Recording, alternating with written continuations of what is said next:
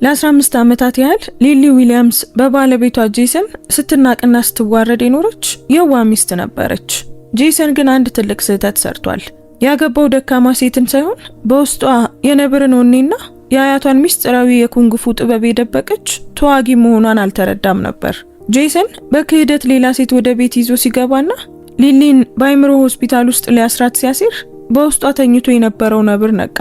ለመሆኑ አንዲት ጥግ የያዘች ሴት ከገዛ ባለቤቷ ክህደትና ከነፍሰ ገዳዮች አምልጣ ክብሯን ማስመለስ ትችል ይሆን? ወይስ የጄሰን ጨለማ ሴራ ለዘላለም ያጠፋታል? ይህ ታሪክ የበቀል ብቻ ሳይሆን የጥንካሬና ዳግም የመወለድ ታሪክ ነው። እስከ መጨረሻው ተከታተሉት። ሰላም ውድ ቤተሰቦቻችን እንደምን አላችሁ? ሁሉ ጊዜም ለምትሰጡን ሐሳብ አስተያየት ለምታበረታቱን ሁሉ ከልብ እናመሰግናለን። ታሪኩን ከመጀመራችን በፊት እስኪ ከየት ሆናችሁ እየተከታተላችሁት እንደሆነ ሁላችሁም ኮሜንት ላይ ጻፉልን።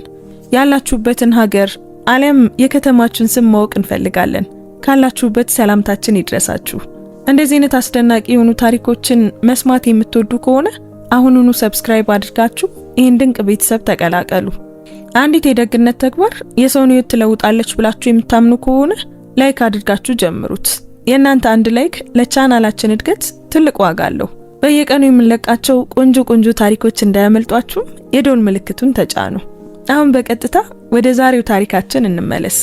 የፊተኛው በር ተበርግዶ ተከፈተ እና ባለቤቴ ጄሰን ከዚህ በፊት አይቻት የማላውቃት ሴት ላይ እጁን ጠምጥሞ ቆሞ ነበር። በሳሎናችን መብራት ስር የሚያብረቀርቅ ቀይ ልብስና የወርቅ ጉትቻ አድርጋ ነበር። ሽቶ አየሩን ሞልቶታል። ጣፋጭና ጠንካራ ነበር። አፍንጬን እንዲሸበሸብ አደረገው። ሊሊ አለ ጄሰን። አልፎኝ ሲሄድ ወደኔ እንኳን አልተመለከተም። ይህች ካሳንድራ ናት። እዚህ ልትኖር እየገባች ነው። ኩሽና መደርደሪያ አጠገብ ደንዝዤ ቆምኩ። የምድጃው ላይ የሾርባ ድስት አሁንም ይንተከተካል። እጆቼ ተንቀጠቀጡ፣ ግን ከፍርሃት የተነሳ አልነበረም። አንድ ነገር በውስጤ ጥልቅ በሆነ ቦታ ተነሳሳ። ለ20 ዓመታት ደብቄው የነበረው ነገር። ጄሰን ምን እያልክ ነው? ድምጼ በዝግታ ወጣ፣ ለድምጽ ያህል ብቻ። በመጨረሻ ወደኔ ለመመልከት ዞረ። አይኖቹ በረዶ በሆነ ኩሬ ግርጌ እንዳሉ ድንጋዮች የቀዘቀዙ ነበሩ። የሰማሽውን ነው ያልኩት። ካሳንድራ እዚህ እየገባች ነው እና በእንግዳ ማረፊያ ክፍል ውስጥ መቆየት አሊያም ደግሞ መውጣት ትችያለሽ። የትኛውም ቢሆን ግድ የለኝም። ካሳንድራ ሳቀች። ከግድግዳዎቻችን ላይ የሚመለስ ከፍተኛ ድምጽ ያለው ሳቅ ነበር። ኦ ጄሰን ተመልከታት፣ በጣም የተደናገጠች ትመስላለች። ምናልባት በግልጽ ልታብራራላት ይገባል። ጄሰን ትከሻውን ሰበቀ። ምንም የሚብራራ ነገር የለውም እኮ ውዴ። አንቺ በጣም ደካማ ነሽ ሊሊ፣ ሁልጊዜም በጣም ደካማ ነበርሽ። የግሮሰሪ ዕቃዎችን እንኳን ሳትደክሚ መሸከም አትችም። ካሳንድራ ግን እዚህ አለች። ተመልከቺ፣ እሷ በጣም ጠንካራ ናት። እሷ እኔ የምፈልጋት አይነት ናት። በጣም ደካማ ነሽ። ቃላቱ ልክ እንደ ጥፊ ያረፉብኝ። ቢያውቅ ኖሮ እነዚህ ትናንሽ ደካማ የሚመስሉ እጆቼ ምን ማድረግ እንደሚችሉ ትንሽ እንኳን ፍንጭ ቢኖረው ኖሮ። ባለቤቴ እኔ በተራሮች ውስጥ ካለ ትንሽ መንደር የመጣው ተራ ሴት እንደሆንኩ ነበር የሚያስበው። ሕፃንነቴን አበባ በመልቀምና አያቴን ሩዝ በመቀቀል እንደረዳው ያስብ ነበር። ገና በ12 ዓመቴ የእንጨት ሰሌዳዬን በአንድ ጣት መስበር እንደምችል ምንም ፍንጭ አልነበረውም። አያቴ በጥንታዊው የታይገር ክሬን ስታይል የኩንግፉ የመጨረሻዋ በህይወት ያለች ማስተር እንደነበረችና መራመድ ከጀመርኩበት ቅስፈት ጀምሮ በየቀኑ ታሰለጥነኝ እንደነበር ፈጽሞ አያውቅም ነበር። ወደ እጆቼ ቁልቁል ተመለከትኩ። አሁን ለስላሳ ነበሩ። ለአመታት ምግብ በመስራት በማጥዳትና ይህንን የማያመሰግን ሰው በመንከባከብ የለሰለሱ ነበሩ። ነገር ግን ከዚያ ለስላሴ በታች ኃይሉ አሁንም ይኖር ነበር። በትዕግስትና በተጠንቀቅ ይጠብቃል። ልክ በረጅም ሳር ውስጥ እንደተኛ ነብር። ሰማሽኝ? ጄሰን አንቧረቀ። በጣም ደካማ ነሽ እያልኩሽ ነው። ካሳንድራ ወደኔ ቀረብ አለች። ተረከዝ ጫማዋ በእንጨት ወለሉ ላይ ይጮሃል። ቆይ ምናልባት አልገባት ይሆናል። እኔ በቀላሉ አስረዳታለሁ። አንቺ ትንሽ አይጥ ነሽ። ጄሰን ከእንግዲህ አንቺን አይፈልግሽም። እሱ እንደኔ አይነት እውነተኛ ሴት ይፈልጋል። ልትገፋኝ አስባ ሳይሆን አይቀርም። ትከሻዬን ለመንካት እጇን ዘረጋች። ትልቅ ስህተት። ስለሱ ለማሰብ እንኳን እድል ሳላገኝ ሰውነቴ በራሱ ተንቀሳቀሰ። 20 ዓመታት የመደበቅ ሁኔታ፣ ግን ተፈጥሯዊ ምላሼ አሁንም እንደምላጭ ስለታም ነበር። እጆቼ ወደ ላይ ተወርውረው የእጅ አንጓን ያዙና በአየር ላይ አስቆሙት። የካሳንድራ አይኖች ፈጠጡ። ምንድነው? ወዲያውኑ እጇን ለቀኳት። እጆቼን ከጀርባዬ ደበቅኩ። ልቤ በደረቴ ውስጥ ይመታ ነበር። ለጥቂት ነበር፣ በጣም ለጥቂት። በአንድ የቁጣ ቅስፈት ሁሉንም ነገር ልገልጠው ነበር። ይቅርታ አልኩኝ በዝግታ ድምጼን የዋ በማድረግ። አስደነገጥሽኝ። ጄሰን ፊቱን አጨፈገገ፣ ግን ከዚያ ራሱን ነቀነቀ። አየሽ አይደል ያልኩሽን ካሳንድራ፣ ልክ እንደደነገጠ ጥንቸል ትባክናለች። ነይ የመኝታ ክፍሉን ላሳይሽ። ወደ ኮሪደሩ መራት። ለ15 ዓመታት አጠገቡ ወደ ተኛውበት ወደዚያ ክፍል ወሰዳት። ባለቤቴ ለምን እንደማይታይ ሰው እንደሚቆጥረኝ እያሰብኩ ብዙ ምሽቶችን አልቅሼ ወደ ተኛውበት ክፍል። ምድጃው ላይ ያለው ሾርባ ሞልቶ ፈሰሰ። እሳቱን ሲነካው ድምፅ አሰማ። ሙቀቱን በዝግታ አጠፋሁት። አይምሮዬ እንደ ማዕበል ቅጠሎች ይሽከረከራል። ቆይ አሁን ምን ላደርግ ነው? ወዴት ነው የሚሄደው? እና ከሁሉም በላይ ሚስጥሬ እስከ መቼ ተደብቆ ማቆየት እችላለሁ? አሁን እንዴት በዚህ አስከፊ ሁኔታ ውስጥ እንደገባው ልንገራችሁ። ከ20 ዓመታት በፊት በዓለም ላይ ደስተኛዋ ሴት ነበርኩ። በሰሜን ካሮላይና ተራሮች ላይ አብዛኛው ሰው መኖሯን እንኳን በማያውቃት አንዲት ትንሽ መንደር ውስጥ ኖር ነበር። መንደሯ ሞርኒንግ ስታር ትባል ነበር እና ደመናዎች እንደ ተግባቢ መናፍስት በፊታችን ግቢ ውስጥ እስኪንሳፈፉ ድረስ በጣም ከፍታ ላይ ትገኝ ነበር። አያቴ ናና ዴይዚ በህይወቴ ውስጥ በጣም አስፈላጊዋ ሰው ነበረች። ወላጆቼ ገና የ3 ዓመት ልጅ ሳለሁ በመኪና አደጋ ከሞቱ በኋላ እሷ ናት ያሳደገችኝ። በመንደር ውስጥ ላለ ለማንኛውም ሰው ምርጥ ቲማቲም የምታመርትና በጣም ጣፋጭ ፒች ኮብለር የምትሰራ ደግ አሮጊት ብቻ ነበረች። ለኔ ግን እሷ ከዚያ በላይ የሆነ ነገር ነበረች። ናና ዴይዚ የኩንግፉ ማስተር ነበረች። ልክ በፊልሞች ላይ እንደምታዩት ወዲያ ወዲህ የምትዘልና የምትጮህ አይነት አይደለችም። አይ ናና ዴይዚ እውነተኛዋ ነበረች። ልክ እንደ ውሃ ትንቀሳቀስ ነበር። ለስላሳና ፈሳሽ፣ ግን ድንጋይን ሰንጥቆ ለማለፍ የሚያስችል ኃይል ነበራት። ዛፍ መስላቸው ወፎች ትከሻዋ ላይ እስኪያርፉ ድረስ በጣም ረግታ መቆም ትችላለች እና ስትፈልግ እጆቿን እንኳን ማየት በማትችልበት ፍጥነት መንቀሳቀስ ትችላለች። ትንሽዬ አበባ ትለኝ ነበር በየቀኑ ጠዋት። ነይ የትምህርት ሰዓት ደርሷል። ስልጠና የሚጀምረው ፀሐይ ከመውጣቷ በፊት ነበር።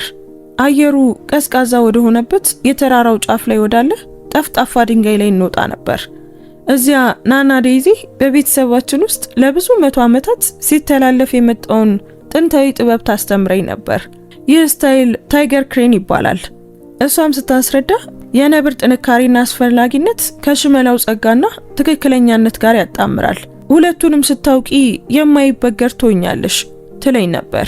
በየቀኑ ልምምድ አደርግ ነበር። ቦክስ፣ እርግጫ፣ መከላከያና መጀመሪያ ላይ የማይቻሉ የሚመስሉ እንቅስቃሴዎች። መቁጠር ከምችለው በላይ ብዙ ጊዜ ወደኩ። መቧጨር፣ መቁሰልና የጡንቻ ህመም አጋጥሞኛል። ነገር ግን ናና ፈጽሞ እንድተው አልፈቀደችልኝም። ህመም አስተማሪ ነው ትለኝ ነበር፣ ወደ እግሬ እንድመለስ እየረዳችኝ። የት ቦታ ላይ መጠናከር እንዳለብሽ ያሳይሻል፣ ፈጽሞ አትፍሪው። ልክ 12 ዓመት ሲሞላኝ በአንድ ጣት የእንጨት ሰሌዳን መስበር እችል ነበር።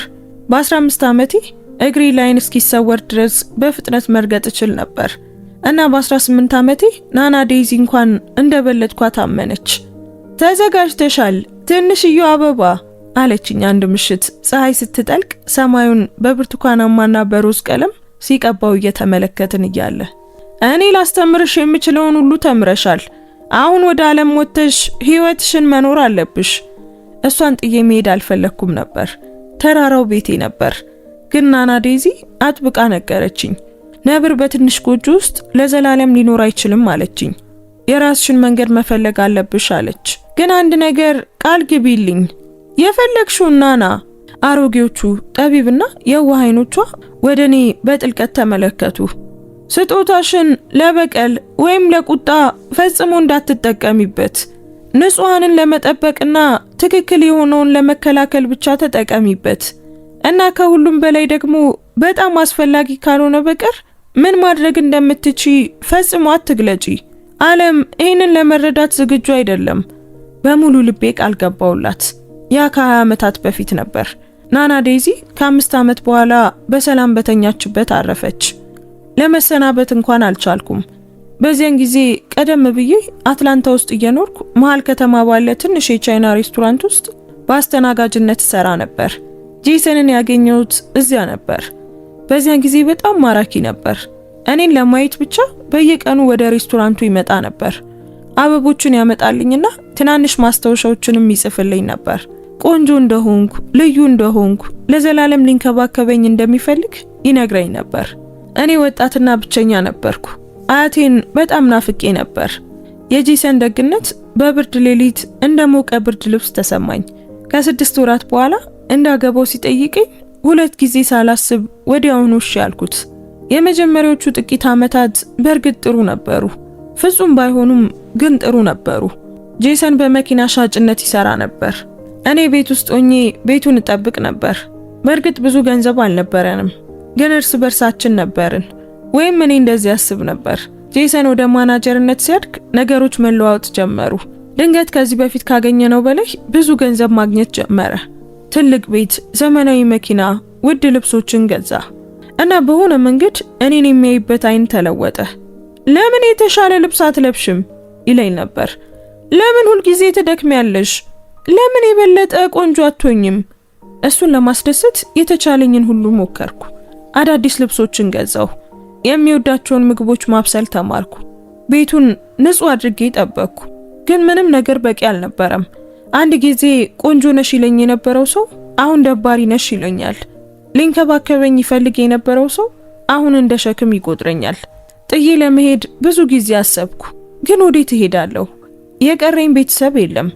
የቅርብ ጓደኞችም የሉም። ጄሰን ለዓመታት ከሁሉም ሰው ቀስ በቀስ አግልሎኛል። ሙሉ በሙሉ በእሱ ላይ እንድደገፍ አድርጎኛል። ስለዚህ ነገሮች ይሻሻላሉ በሚል ተስፋ ቆየሁ። ግን አልተሻሻሉም።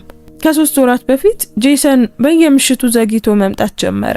የኔ ያልሆነ የሴት ሽቶ ይሸት ነበር። ስልኩን እያየ ፈገግ ይልና እኔ ስመጣ ደግሞ ይደብቀው ነበር። የሆነ ችግር እንዳለ አወኩኝ። ለመጠየቅ በጣም ፈራው። አሁን ግን መልሴን አግኝቻለሁ። ካሳንድራ ነበረች። መኝታ ቤቴ ውስጥ ሲስቁ እየሰማሁ ኩሽና ውስጥ ብቻዬን ቆምኩኝ። የኔ መኝታ ቤት ውስጥ በብዙ ፍቅር የሰራሁት ሾርባ በርዶ እና ተረስቶ ምድጃው ላይ ተቀምጧል። በጣም ደካማ። ለራሴ በሹክሹክታ ተናገርኩ። በጣም ደካማ እንደሆንኩ ያስባል። በጨለማው መስኮት ላይ ነጸብራቂን ተመለከትኩ። የ42 ዓመት ሴት በትኩረት ትመለከተኛለች። የደከመችና ያዘነች። ነገር ግን ከነዚህ የደከሙ አይኖች በስተጀርባ ሌላ ነገር ብልጭ አለ። ለረጅም ጊዜ ተኝቶ የነበረ ነገር። የናና ዴይዚ ድምጽ በአይምሮዬ ውስጥ አስተጋባ። ስጦታሽን ለበቀል ወይም ለቁጣ ፈጽሞ እንዳትጠቀሚበት። በጥልቀት ተነፈስኩና የታመቁ እጆቼን ለቀቅኳቸው። አይ ቃሌን አላጥፍም። ገና አሁን አይደለም። ሌላ ምርጫ እስካልጠፋ ድረስ አላደርገውም። ነገር ግን አሁን እስር ቤቴ ወደሚሆነው የእንግዳ ማረፊያ ክፍል ሲሄድ በድንገት ያስቆመኝን ነገር ሰማሁ። ስለሱ አታስቢ። የጄሰን ድምጽ በቀጭኑ ግድግዳ በኩል ተሰማ። እቅድ አለኝ። በሚቀጥለው ወር እሷ ለዘላለም ትጠፋለች እና ሁሉም ነገር የኛ ይሆናል። ለዘላለም ትጠፋለች ማለቱ ቆይ ምን ማለት ነው? ጆሮዬን ግድግዳው ላይ አስጠጋው። ልቤ በጣም ከመምታቱ የተነሳ በጆሮዬ ውስጥ ይሰማኝ ነበር።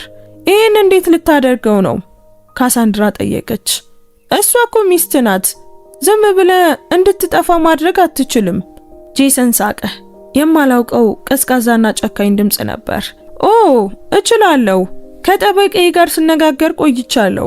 አይምሮዋ ያልተረጋጋ መሆኑን ማረጋገጥ ከቻልኩ ሆስፒታል ውስጥ እንድትታሰር ማድረግ እችላለሁ። ከዚያ ቤቱን፣ ገንዘቡን፣ ሁሉንም ነገር አገኛለሁ እና ያቺ ደካማ ሊሊ ወደምትገባበት ሆስፒታል ትሄዳለች። ደሜ በደም ስሮች ውስጥ ወደ በረዶነት ተለወጠ። የገዛ ባለቤቴ እኔን ዘግቶ ለማስቀመጥ ሁሉንም ነገር ከኔ ለመስረቅ ህይወቴን ለማጥፋት እያቀደ ነበር። ከግድግዳው ተለየው።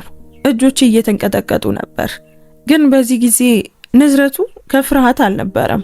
ከዚህ የበለጠ አደገኛ የሆነ ነገር ነበር። ለ20 ዓመታት ለናና ዴይዚ የገባሁትን ቃል ጠብቄ ነበር። ለ20 ዓመታት ማንነቴን ደብቄ ነበር። አሁን ግን በገዛ ቤቴ ውስጥ ጠላቶች ባሉበትና ሴራዎች እየተሸረቡብኝ ባለበት ወቅት አንድ አስፈላጊ ነገር ተረዳው። አንዳንድ ቃላቶች እንዲታጠፉ የተፈጠሩ ናቸው። ነብሩ እየነቃ ነበር እና ጄሰን ምን እንደጀመረ ምንም ፍንጭ አልነበረውም። ወደ እንግዳ ማረፊያ ክፍሉ ገብቼ በሩን በዝግታ ከኋላ ይዘጋውት። ነገ ሁሉም ነገር ይለወጣል። ዛሬ ምሽት ግን ማሰብ ነበረብኝ፣ ማቀድ ነበረብኝ። ምክንያቱም ሰዓቱ ሲደርስ ዝግጁ ሆናለሁ እና ባለቤቴ እሱ ደካማ ብሎ የሚጠራት ሴት ማንኛውንም ነገር እንደሆነች ሊማር ነው። ጄሰን እና ካሳንድራ የማያውቁት ነገር እነሱ ክፉ እቅዳቸውን እያከበሩ በነበረበት በዚያ ቅጽበት አንድ ሰው ከውጭ ሆኖ ቤቱን እየተከታተለ ነበር። አንዲት ጥቁር ኤስዩቪ ከመንገዱ ማዶ ቆማ ነበር። መብራቶቿ ጠፍተዋል። በኤስዩቪ ውስጥ አንዲት ሴት ስልክ አንስታ ደወለች። እኔ ነኝ አለች በዝግታ። ከነዚህ ሁሉ ዓመታት በኋላ አገኘኋት፣ በመጨረሻም አገኘኋት። ከዚያም ዝምታ ሰፈነ። አዎ እርግጠኛ ነኝ። በእርግጠኝነት ከሞርኒንግ ስታር መንደር የመጣችው ሊሊ ራሷ ናት፣ የዴዚ ሚለር የመጨረሻዋ ተማሪ። ሌላ ዝምታ። ተረድቻለሁ፣ ነገ አገኛታለሁ። ሴትዮዋ ስልኩን ዘጋችና ቤታችንን በትኩረት ተመለከተች። ማን ነበረች? ቆይ ስለ ናና ዴዚ እንዴት ልታውቅ ቻለች? እና ከኔስ ምን ትፈልጋለች? ለነዚህ ጥያቄዎች የሚሰጡ መልሶች በቅርቡ መላው ዓለምን ይገለባብጡታል። ምክንያቱም ሚስጥሩን የያዝኩት እኔ ብቻ እንዳልነበርኩ ታወቀ እና አንዳንድ ሚስጥሮች በመጨረሻም ሲወጡ ሁሉንም ነገር ይለውጣሉ። በጥቁር ኤስዩቪ መኪና ውስጥ የነበረችው ሚስጥራዊ ሴት እያንዳንዱ መብራት እስኪጠፋ ድረስ ቤታችንን ተከታተለች። ስሟ አምበር ዊሊያምስ ይባላል እና እሷ እኔን ስትፈልግ ከ10 ዓመት በላይ ሆኗታል። ግን እኔ ገና ይህንን ሁሉ አላውቅም ነበር። በቀዝቃዛው የእንግዳ ማረፊያ ክፍል ውስጥ በጀርባ የተኝቼ ጠረጴዛውን እያየውና ባለቤቴ የኔ በነበረው አልጋ ላይ ከሌላ ሴት ጋር ሲስቅ እየሰማው ነበር። በዚያ ምሽት እንቅልፍ አልመጣልኝም። እንዴትስ ሊመጣልኝ ይችላል? የገዛ ባለቤቴ በገዛ አልጋዬ ላይ ከሌላ ሴት ጋር እየሳቀ እየሰማው እንዴት እንቅልፍ ይወስደኛል? አይኖቼን በጨፈንኩ ቁጥር የጄሰንን ቃላት በተደጋጋሚ ሰማ ነበር። አይምሮዋ ያልተረጋጋ፣ ሆስፒታል ትገባለች፣ ለዘላለም ትጠፋለች። ይህንን ሁሉ የተናገረው ያገባሁት ሰው ነው። የወደድኩት የተንከባከብኩት ሰው እንዴት እንዲህ ያለ አውሬ ሊሆን እንደቻለ ፈጽሞ ሊገባኝ አልቻለም። የአበባና የፍቅር ደብዳቤ ይዤ የነበረው ጣፋጭ ወጣት ወዴት ሄደ? በእርግጥ እሱ ነበር ወይንስ እኔን ለማጥመድ የተደረገ ትወና ነበር? እነዚህ ጥያቄዎች እንደ ተቆጡ ንቦች በአይምሮዬ ውስጥ ይሽከረከሩ ነበር። ነገር ግን ከህመሙና ከግራ መጋባቱ በታች ሌላ ነገር እያደገ ነበር። ለረጅም ጊዜ ያልተሰማኝ ቁርጠኝነት። የጧቱ የመጀመሪያ ብርሃን በመስኮቱ በኩል ሲገባ በዝግታ ተነሳው። ሰውነቴ ካልተመቸው አልጋ የተነሳ አመመኝ። ነገር ግን ያ በልቤ ውስጥ ካለው ህመም ጋር ሲነጻጸር ምንም አልነበረም። ፊቴን በቀዝቃዛ ውሃ ተለቅልቄ በመስታወት ተመለከትኩ። አንቺ ደካማ አይደለሽም አልኩኝ ለነጸብራቂ። አንቺ የዴዚ ሚለር ተማሪ ነሽ፣ የታይገር ክሬን ስታይል ማስተር ነሽ እና ማንም እንዲያጠፋሽ አትፈቅጅም። ቃላቱ ብርታት ሰጡኝ። ፊቴን አድርቄ ቁርስ ለመስራት ወደ ኩሽና ሄድኩ። የማይገባቸው ቢሆንም እንኳን ሌሎችን የመንከባከብ ልማዴ ፈጽሞ ሊለቀኝ አልቻለም። ጄሰን ከጠዋቱ 3 ሰዓት አካባቢ አሁንም ቢጃማውን እንደለበሰ ከመኝታ ክፍሉ ወጣ። እኔ ምግብ ስሰራ በማየቱ የተገረመ ይመስላል። ኦ አሁንም እዚህ ነሽ አለ፣ ዝም ብላ እንደገባች የጎዳና ድመት። የሄድሽ መስሎኝ ነበር። ወዴት ነው የሚሄደው ጄሰን? በዝግታ እየጠበስኩ ባለው እንቁላል ላይ አይኔን ሳለቅል ጠየቅኩት። ትከሻውን ሰበቀ። እሱ የኔ ጉዳይ አይደለም ሊሊ። ካሳንድራ ከኔ ቀሚሶች አንዱን ለብሳ ከኋላው ታየች። እሱን ማየቴ ሆዴን አዞረው፣ ግን ፊቴን የተረጋጋ አደረኩት። ናና ዴዚ ስሜቴን እንድደብቅ ሁልጊዜም ታስተምረኝ ነበር። ጠላት ምን እንደሚሰማኝ እንዲያይፈጽሙ አለመፍቀድ። ቁርስ እየሰራች ነው? ካሳንድራ ጠየቀች። ልክ እንደ ተቀጣሪ ሰራተኛ ወደ እኔ እየጠቆመች ነበር። ጥሩ ፓንኬክ እፈልጋለሁ። ልስቅ ነበር ለጥቂት። ይልቅ ዝም ብዬ ራሴን ነቀነኩና ሊጡን ማቅጠን ጀመርኩ። ምግብ እየሰራው ስለ ቀኑ እቅዳቸው ሲያወሩ ሰማ ነበር። አዲስ የቤት ዕቃ መግዛት፣ ውድ ሬስቶራንት ውስጥ እራት መብላት፣ በሚቀጥለው ወር ወደ ባሃማስ ጉዞ መሄድ። ሁሉም በ15 ዓመታት ውስጥ እኔና ጄሰን አብረን በቆጠብነው ገንዘብ የሚከፈል እቅድ ነበር። ቤቱን በአዲስ መልኩ ማስዋብ አለብን አለች ካሳንድራ እኔን በንቀት እየተመለከተች። ይህ ቦታ የአሮጊት ቤት ይመስላል፣ በጣም ደባሪ ነው።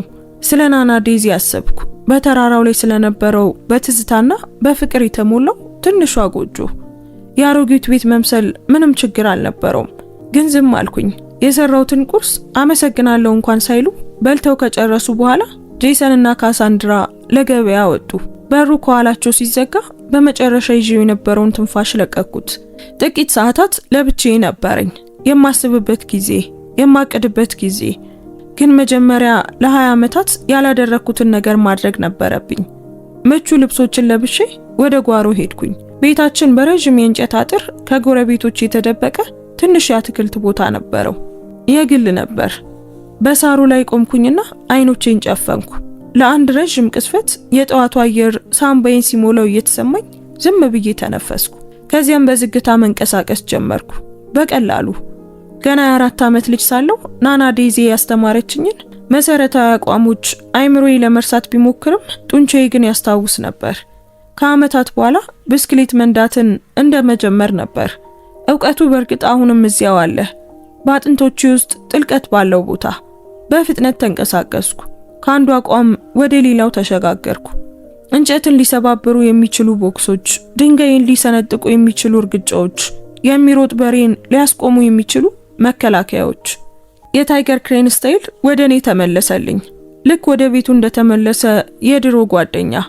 በጨረስኩ ጊዜ በላብ ተጠምቄ ነበር እና በከፍተኛ ሁኔታ ተነፍስ ነበር። ግን ከወራት በኋላ ለመጀመሪያ ጊዜ ፈገግ እያልኩ ነበር። ከነዚህ ሁሉ ዓመታት በኋላ አሁንም ኃይል አለኝ። የሚደንቅ ነው አለ አንድ ድምጽ ከኋላዬ። በፍጥነት ዞርኩና አንዱን የአበባ ማስቀመጫ ገፈተርኩት። ከኋላው በር አጠገብ ከዚህ በፊት አይቻት የማላውቃት ሴት ቆማ ነበር። ረጅምና ጠንካራ የምትመስል አጭር ጸጉርና ደግ አይኖች ያሏት። ቀላል ጥቁር ልብሶችን ለብሳለች እና ራሷን እንዴት እንደምትጠብቅ እንደሚያውቅ ሰው በራስ መተማመን ስሜት ቆማ ነበር። ማነሽ ስል ጠየቅኩ።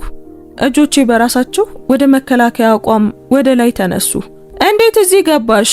ሴትዮዋ ምንም አይነት ጉዳት እንደማታደርስ ለማሳየት እጆቿን ወደ ላይ አነሳች። እባክሽ አትፍሪ። ስሜ አምበር ዊሊያምስ ይባላል እና አንቺን ስፈልግ በጣም ረጅም ጊዜ ሆኖኛል ሊሊ። ልቤ ቆመ። እንዴት ስሜን ልታውቂ ቻልሽ? ስላንቺ ብዙ ነገር አውቃለሁ። የተወለድሽው ሞርኒንግ ስታር መንደር ውስጥ እንደሆነ አውቃለሁ። ያደግሽው የታይገር ክሬን ስታይል የመጨረሻዋ ማስተር በነበረችው በዴዚ ሚለር መሆኑንም አውቃለሁ። እናም የሷን ቅርስ ይዘሽ የቀጠልሽ በዓለም ላይ ያለሽ ብቸኛ ሰው እንደሆንሽም አውቃለሁ። አይምሮዬ እየተናወጠ በትኩረት ተመለከትኳት። ስላለፈው ህይወቴ ማንም የሚያውቅ አልነበረም። ከሁሉም ሰው ከጄሰንም እንኳን ደብቄው ነበር። ይህች እንግዳ ሴት ይህን ያህል እንዴት ልታውቅ ቻለች? ምን ፈልገሽ ነው ስል ጠየቅኩ። እጆቼን ዝቅ አላደረኩም። አምበር ፈገግ አለች። ፈገግቷን ሞቅ ያለ እንጂ ፈጽሞ የሚያሰጋ አልነበረም። ልረዳሽ ፈልጋለሁ። እኔም በምላሹ ያንቺን እርዳታ ጠይቃለሁ። እኔን መርዳት? አንቺ እኮ ጭራሽ አታውቂኝም። አይ ከምታስቢው በላይ አውቅሻለሁ። አምበር ወደ ኪሷ ገብታ ትንሽ ነገር አወጣች። እንዳየው ወደ ላይ አነሳችሁ። ፎቶግራፍ ነበር። ኦሪጂናልና ብዙ ጊዜ ከመታጠፉ የተነሳ የተሰነጣጠቀ ነበር። በፎቶ ላይ 2 ሴቶች በአንድ ተራራ ጫፍ ላይ ጎን ለጎን ተቀምጠው ይታያሉ። አንዷ ናና ዴዚ ነበረች። እኔ ከማውቃት ጊዜ ይልቅ በጣም ወጣት ትመስላለች። ሌላኛዋ ደግሞ የማላውቃት ሴት ነበረች፣ ቆንጆና አስፈሪ። በደብዛዛው ፎቶ ላይ እንኳን የሚንቀለቀሉ የሚመስሉ አይኖቿ ይታያሉ። ከአያትሽ አጠገብ ያለችው ያቺ ሴት አለች አምበር። የኔ አያት ናት። ስሟ ፐርል ዊሊያምስ ይባላል። እሷና ዴዚ ሚለር በትምህርት ላይ ያሉ እህትማማቾች ነበሩ። ሁለቱም የአንድ ማስተር ተማሪዎች ነበሩ። እስከሚለያዩበት ቀን ድረስ የቅርብ ጓደኛማቾችም ነበሩ። እየሰማ ያለሁትን ማመን አልቻልኩም። ናና ዴዚ ስለዚህ ጉዳይ ፈጽሞ ተናግራ አታውቅም። አብራት የተማረች እህት ወይም ሌላ ተማሪ ስለመኖሩ አንስታ አታውቅም ነበር። አያቴ ለዓመታት ዴዚን ስትፈልግ ነበር በማለት አምበር ቀጠለች። ነገር ግን አያትሽ በመደበቅ ረገድ በጣም ጎበዝ ነበረች። አያቴ በመጨረሻም እስከ ሞርኒንግ ስታር መንደር ድረስ ተከትላ ስታገኛት ዴዚ ቀደም ብላ አርፋ ነበር። አንቺ ደግሞ ወደ ዓለም ተሰውረሽ ነበር። ለምን ነበር የምትፈልጊን ስል ጠየኳት። አሁንም ይህችን ሴት ማመን ስለመቻሌ እርግጠኛ አልነበርኩም። የአምበር ፊት ቁም ነገር ያዘ። ምክንያቱም የሚመጣ ጦርነት አለ ሊሊ። አያትሽና የኔ አያት አንድ ቀን እንደሚከሰት ያውቁት የነበረ ጦርነት እና እኛ እንዳንሸነፍ መርዳት የምትችው አንቺ ብቻ ነሽ። ምን ማለቷ እንደሆነ ከመጠየቄ በፊት ሁለታችንም ወደ ግቢው የሚገባ የመኪና ድምጽ ሰማን። ጄሰን እና ሳንድራ ተመለሱ።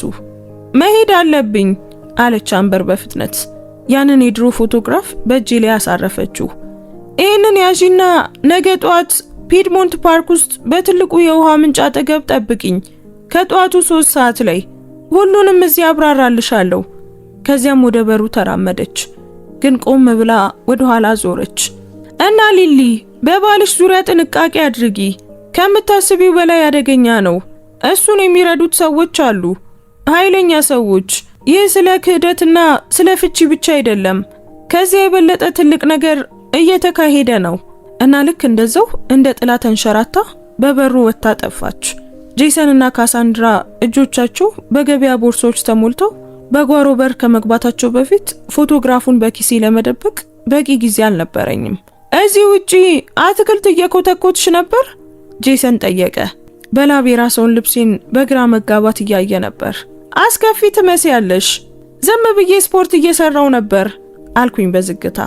ካሳንድራ ሳቀች። ስፖርት? አንቺ? ያ ያስቃል። በይ ግቢና እነዚህን ቦርሳዎች አስቀምጪ። ለመሸከም የሚያቅቱ ብዙ ጫማዎችን ገዝቻለሁ። አምበር የነገረችኝ ነገር ሁሉ አይምሮዬን እያዞረው ተከተልኳቸው። ወደ ውስጥ ገባው። የሚመጣው ጦርነት፣ ጄሰንን የሚረዱ ኃይለኛ ሰዎች። ይሄ ሁሉ ምን ማለት ነው? በዚያ ምሽት ጄሰን እና ካሳንድራ ሳሎን ውስጥ ቴሌቪዥን እያዩ ሳለ ሰርቄ ወደ ገራዡ ገባው። በአሮጌ የገና ጌጣጌጥ ሳጥኖች ጀርባ ለ20 ዓመታት ያልከፈትኩት ሳጥን ነበር። አቧራማውን ክዳን ሳነሳ እጆቼ ተንቀጠቀጡ። በውስጡ ተራራውን ጥዬ ከመውጣቴ በፊት ናና ዴዚ የሰጠችኝ የመጨረሻ ስጦታዎች ነበሩ። እንደ ደም የቀሉ ጥንድ የሐር ስልጠና ጓንቶች፣ ለዓመታት አገልግሎት በመስጠቱ የለሰለሰ የእንጨት የልምምድ ሰይፍ እና በእጅ ጽሑፍ የተሞላ ትንሽ የቆዳ ማስታወሻ ደብተር። ቴክኒኮች፣ ጥበቦች፣ ታሪኮች፣ ያወቀችው ነገር ሁሉ በሚደበዝዝ ቀለም ተከማችቶባቸዋል።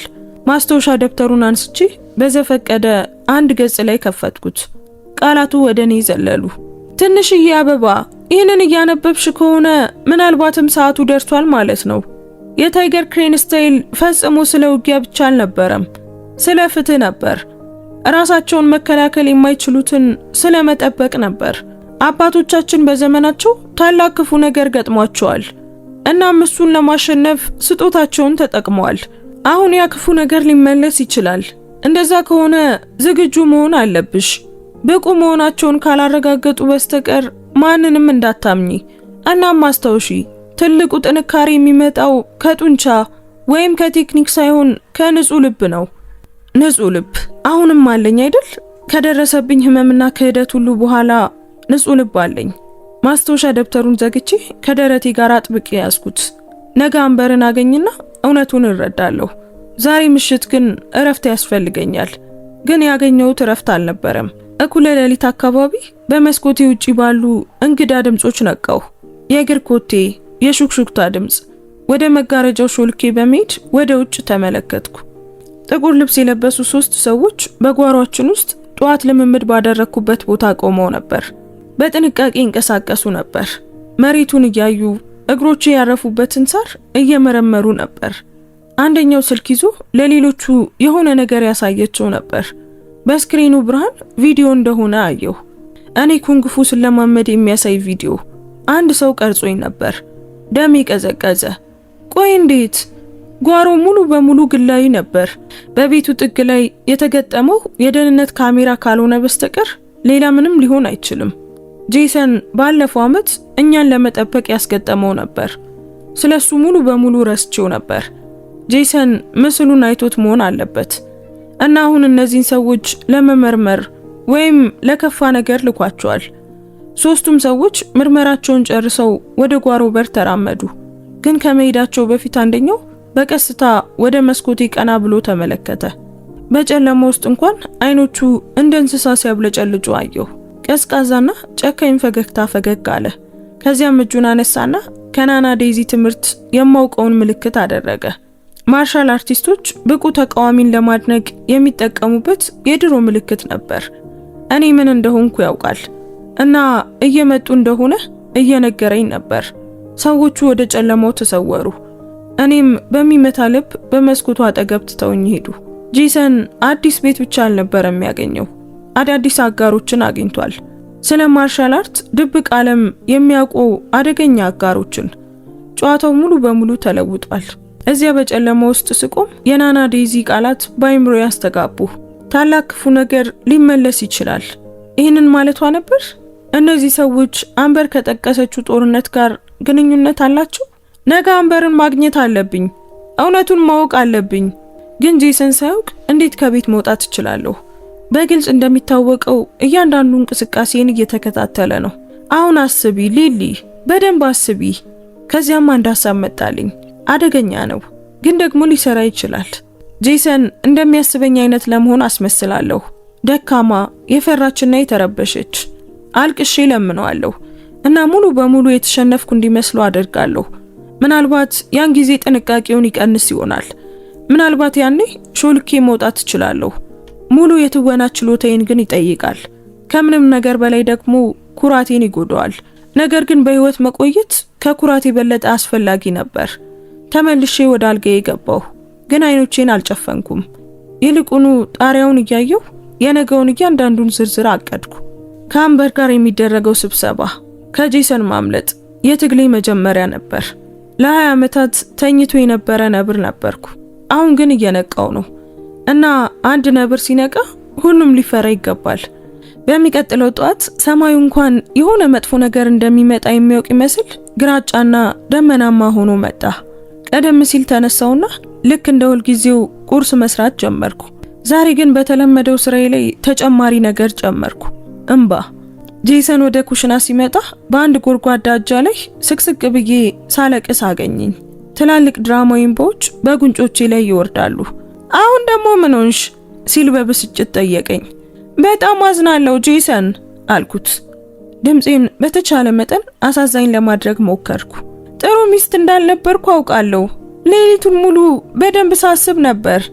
እናንተ ትክክል ነህ፣ እኔ ደካማ ነኝ። ፈጽሞ አንተን አልመጥንህም። የተገረመና የተደሰተ ይመስላል።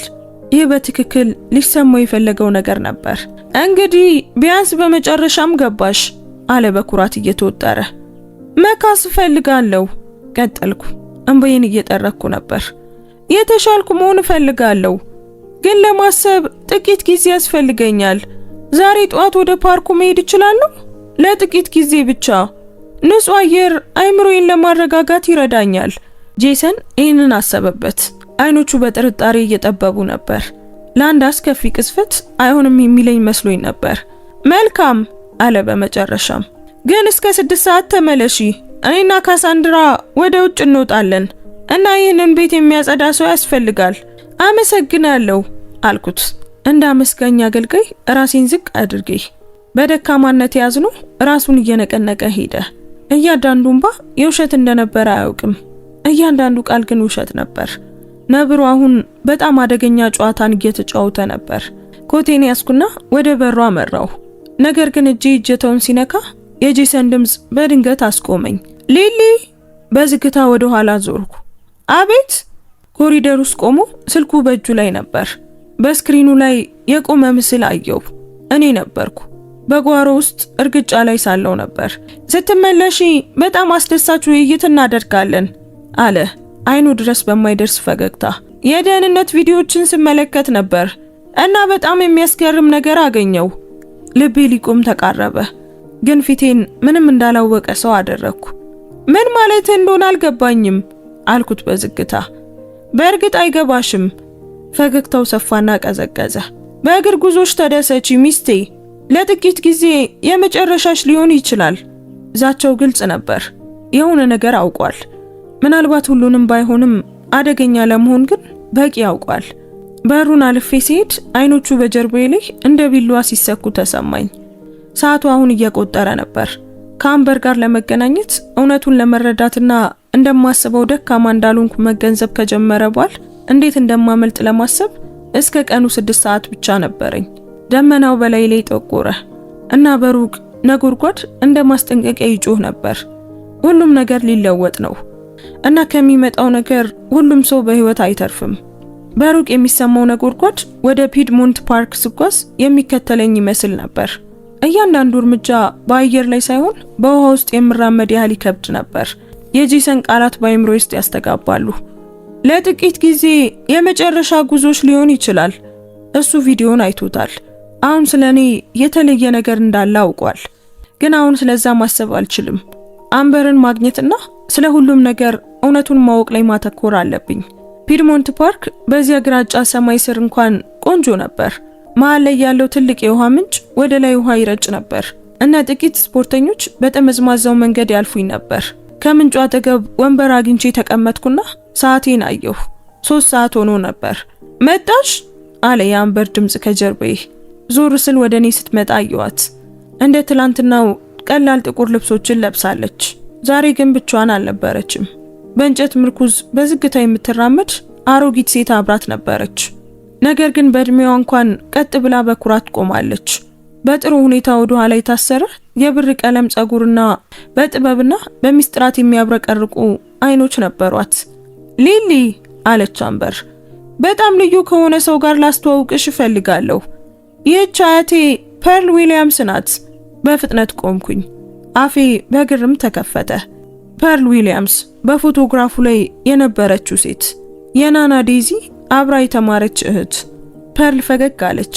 ፈገግቷ ከደመና ጀርባ እንደወጣች ፀሐይ ነበር። ትንሽዬ አበባ አለችኝ በዝግታ። ዴዚ እንደዛ ነበር የምትጠራሽ አይደል? ለምን እንደሆነ ማየት እችላለሁ። እንደሱ አይነት የዋ መንፈስ አለሽ። ሳላስበው እንባ ባይኖቼ ሞላ። ናና ዴዚ ከሞተች በኋላ ማንም ትንሽዬ አበባ ብሎ ጠርቶኝ አያውቅም። በትክክል ከምታውቃት ሰው ይህንን እንደገና መስማት በደረቴ ውስጥ የሆነን ነገር ሰበረው። አያቴን ታውቂያት ነበር አይደል? በሹክሹክታ ጠየቅኩ። ፐርል ራሷን ነቀነቀችና በዝግታ ወንበሩ ላይ ተቀመጠች። አምበር እንድትቀመጥ ረዳቻት። ከዚያም አጠገብ ቆማ በዚያ የሚያልፉትን ሁሉ ትከታተል ነበር። ዴዚና እኔ አብረን ለ15 ዓመታት ሰልጥነናል አለች ፐርል አጠገቧ እንድቀመጥ ወንበሩን እየመታች። ልክ እንደ እህትማማቾች ነበርን። ከዚያም በላይ ሁሉንም ነገር እንካፈል ነበር። ህልሞቻችንን፣ ፍርሃቶቻችንን፣ ሚስጥሮቻችንን። ለምንድን ነው ስላንቺ ነግራኝ የማታውቀው ስል ጠየቅኩኝ። እየተቀመጥኩ ነበር። ፐርል ተነፈሰችና የሐዘን ጥላ በፊቷ ላይ ሲያርፍ ተመለከትኩ። በደረሰው ነገር ምክንያት፣ በገባነው ቃል ምክንያት እና ከምንሸሸው ጠላት የተነሳ። ጠላት? ቃሉ በጀርባዬ ላይ ቅዝቃዜ ሰደደብኝ። ቆይ ምን አይነት ጠላት? ፐርል አምበርን ተመለከተቻት። እሷም ራሷን ነቀነቀች። ከዚያም አሮጊቷ ሴት እጆቼን በእጆቿ ያዘች። በእድሜዋ እንኳን የያዘችበት ጥንካሬ የሚያስገርም ነበር። አሁን የምነግርሽ ታሪክ አለ ሊሊ። እንደ ፊልም ታሪክ ሊመስል ይችላል፣ ግን ቃል እገባልሻለሁ እያንዳንዱ ቃል እውነት ነው። በከፍተኛ ሁኔታ ተነፈስኩና ለመስማት ዝግጁ ሁኜ ራሴን ነቀነኩ። ከረጅም ጊዜ በፊት በማለት ፐርል ጀመረች። በጆርጂያ ተራሮች ውስጥ የተደበቀ የማርሻል አርት ትምህርት ቤት ነበር። ቴምፕልስ ኦፍ ዘ ፎር ዊንድስ ይባል ነበር እና በምድሪቱ ላይ በጣም የተከበረ ትምህርት ቤት ነበር። ከመላው ዓለም የመጡ ማስተሮች ምርጥ ተማሪዎቻቸውን እዚያ እንዲማሩ ይልኩ ነበር። ትምህርት ቤቱ ብዙ ስታይሎችን ያስተምር ነበር በማለት ቀጠለች። ግን በጣም ኃይለኛው የታይገር ክሬን ስታይል ነበር። እሱን ለመማር ጥቂት ተማሪዎች ብቻ ነበሩ የሚመረጡት። ምክንያቱም እሱ አካላዊ ጥንካሬን ብቻ ሳይሆን ንጹህ ልብንም ይጠይቅ ነበር። ስለ ናና ዴዚ ማስታወሻ ደብተርና ስለ ጻፈቻቸው ቃላት አሰብኩ። ንጹህ ልብ፣ ሁልጊዜም የምትናገረው ደግሞ በዚያው መንገድ ነበር። ዴዚና እኔ ከነዚያ ተማሪዎች መካከል ሁለቱ ነበርን። ፐርል ስትናገር በእኛ ትውልድ ምርጦቹ ነበርን። ማስተራችን በእኛ በጣም ይኮራ ነበር።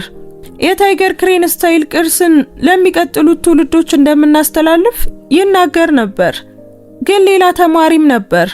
አምበር በቁጣ ድምጽ ጨመረች። ቪክቶር ስቶን የሚባል ሰው። ስሙ ለኔ ምንም ትርጉም አልነበረውም። ነገር ግን አምበር የተናገረችበት መንገድ በውስጤ ቅዝቃዜ እንዲሰማኝ አደረገኝ። ፐርል በቁጭት ራሷን ነቀነቀች። ቪክቶር ጎበዝ ነበር። ምናልባት ቤተ መቅደሱ ካያቸው ተማሪዎች ሁሉ በጣም ጎበዙም ሊሆን ይችላል። ግን ልቡ ጨለማ ነበር። ኩንግፉ መማር የፈለገው ሰዎችን ለመርዳት ወይም ንጹሃንን ለመጠበቅ አልነበረም። እሱ ስልጣንን ይፈልግ ነበር፣ እንዲፈሩት ይፈልግ ነበር። ማስተራችን የቪክቶርን እውነተኛ ማንነት ሲረዳ ከቤተ መቅደሱ አባረረው። ፐርል ቀጠለች። ቪክቶር ቅዱሳን ስታይሎችን የመማርም ሆነ የማስተማር መብቱን ተነጠቀ። በዚህም ቪክቶር ተቆጣ። በበደሉት ሁሉ ላይ ለመበቀል ማለ። ምን አደረገ ስል ጠየቅኩ። ድምጼ ዝቅ ያለ ነበር። የፐርል አይኖች ከረጅም ጊዜ በፊት የነበረን ነገር የሚያዩ ይመስል ራቁ።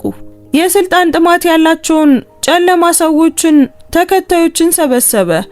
ቡድኑን ብላክ ሳርፔንት ሶሳይቲ ብሎ ጠራው እና አንድ ምሽት ሁሉም ተኝቶ እያለ ቤተ መቅደሱን አጠቁት። በፐርል በተሰበሰቡት ጉንጮች ላይ እንባ ወረደ። አቃጥለው መሬት አደረሱት።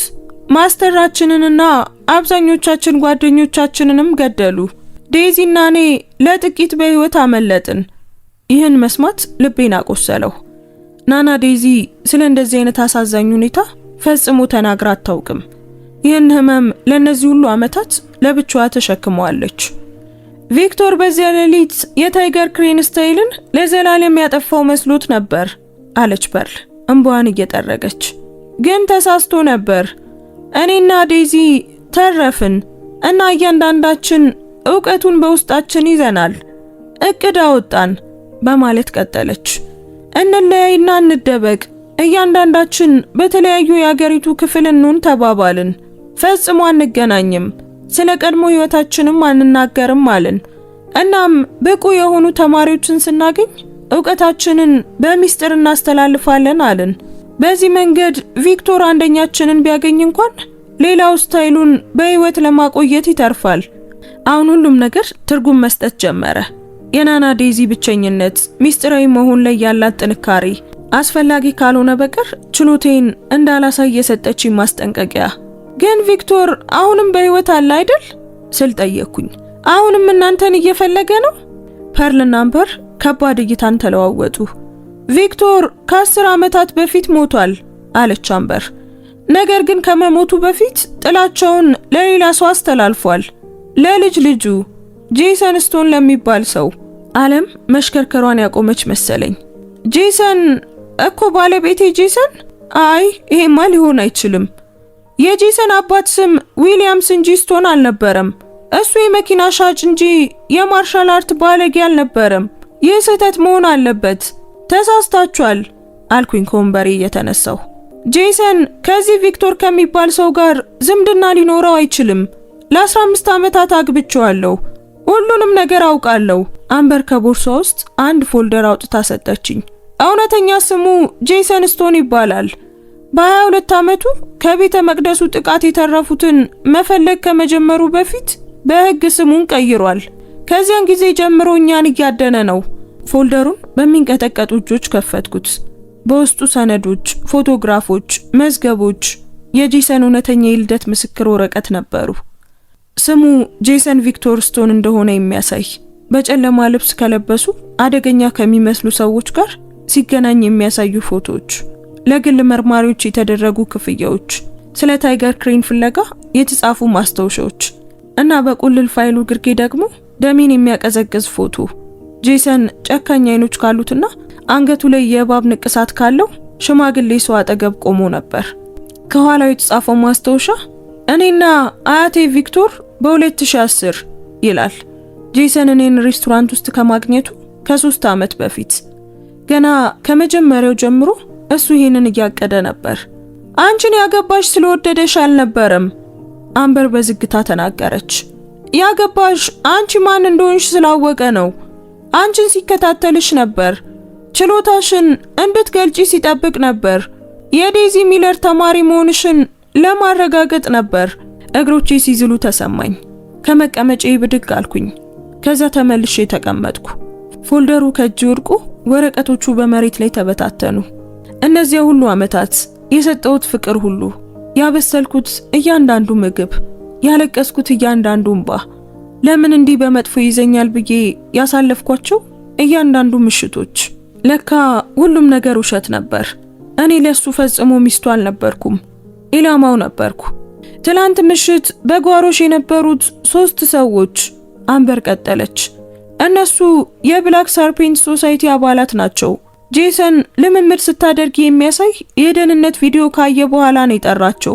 የጠረጠረውን አረጋገጡለት። ሊይዙሽ ሊሞክሩ ነው አለች ፐርል። ድምፄ በጭንቀት ተሞልቶ ወጣ። የታይገር ክሬን ስታይልን እንድታስተምራቸው ሊያስገድዱሽ ይፈልጋሉ እና ካንቺ መማር የሚችሉትን ሁሉ ተምረው ሲጨርሱ ቪክቶር ማስተራችንን እንደገደለው ሁሉ አንቺንም ይገድሉሻል። መጮህ ፈለኩ፣ ማልቀስም ፈለኩ። እናም ከዚህ ቅዠት ነቅቼ ሁሉም መጥፎ ህልም ብቻ እንደሆነ ማወቅ ፈለኩ። ነገር ግን የናና ዴዚ ድምፅ እንደገና መጣልኝ። ነገሮች ሲከብዱ ሁልጊዜ እንደሚሆነው የተረጋጋና ጽኑ ነበር። ችግር ሲመጣ ትንሽዬ አበባ፣ 2 ምርጫዎች አሉሽ። ወይ መፈራረስ ትችያለሽ፣ ወይም ደግሞ ቀጥ ብለሽ መቆም ትችያለሽ። ነብር ግን ፈጽሞ አይፈራርስም። በጥልቀት ተነፈስኩና በትኩረት እንድከታተል ራሴን አስገደድኩ። ምን ላድርግ ስል ጠየቅኩ፣ ፐርልንና አምበርን እያየሁ። ይህንን እንዴት ነው የምዋጋው? ፐርል ፈገግ አለች እና በዓይኖቿ ውስጥ ኩራት ይታይ ነበር። ብቻሽን መታገል የለብሽም፣ ለዛ ነው ያገኘንሽ። የታይገር ክሬን ስታይል ሁልጊዜም 2 ማስተሮች አብረው እንዲሰሩ ታስቦ የተፈጠረ ነው። ዴዚና እኔ አጋሮች ነበርን። አሁን ደግሞ አንቺና አምበርም አጋሮች ትሆናላችሁ። አምበርን ለመጀመሪያ ጊዜ በትኩረት ተመለከትኳት።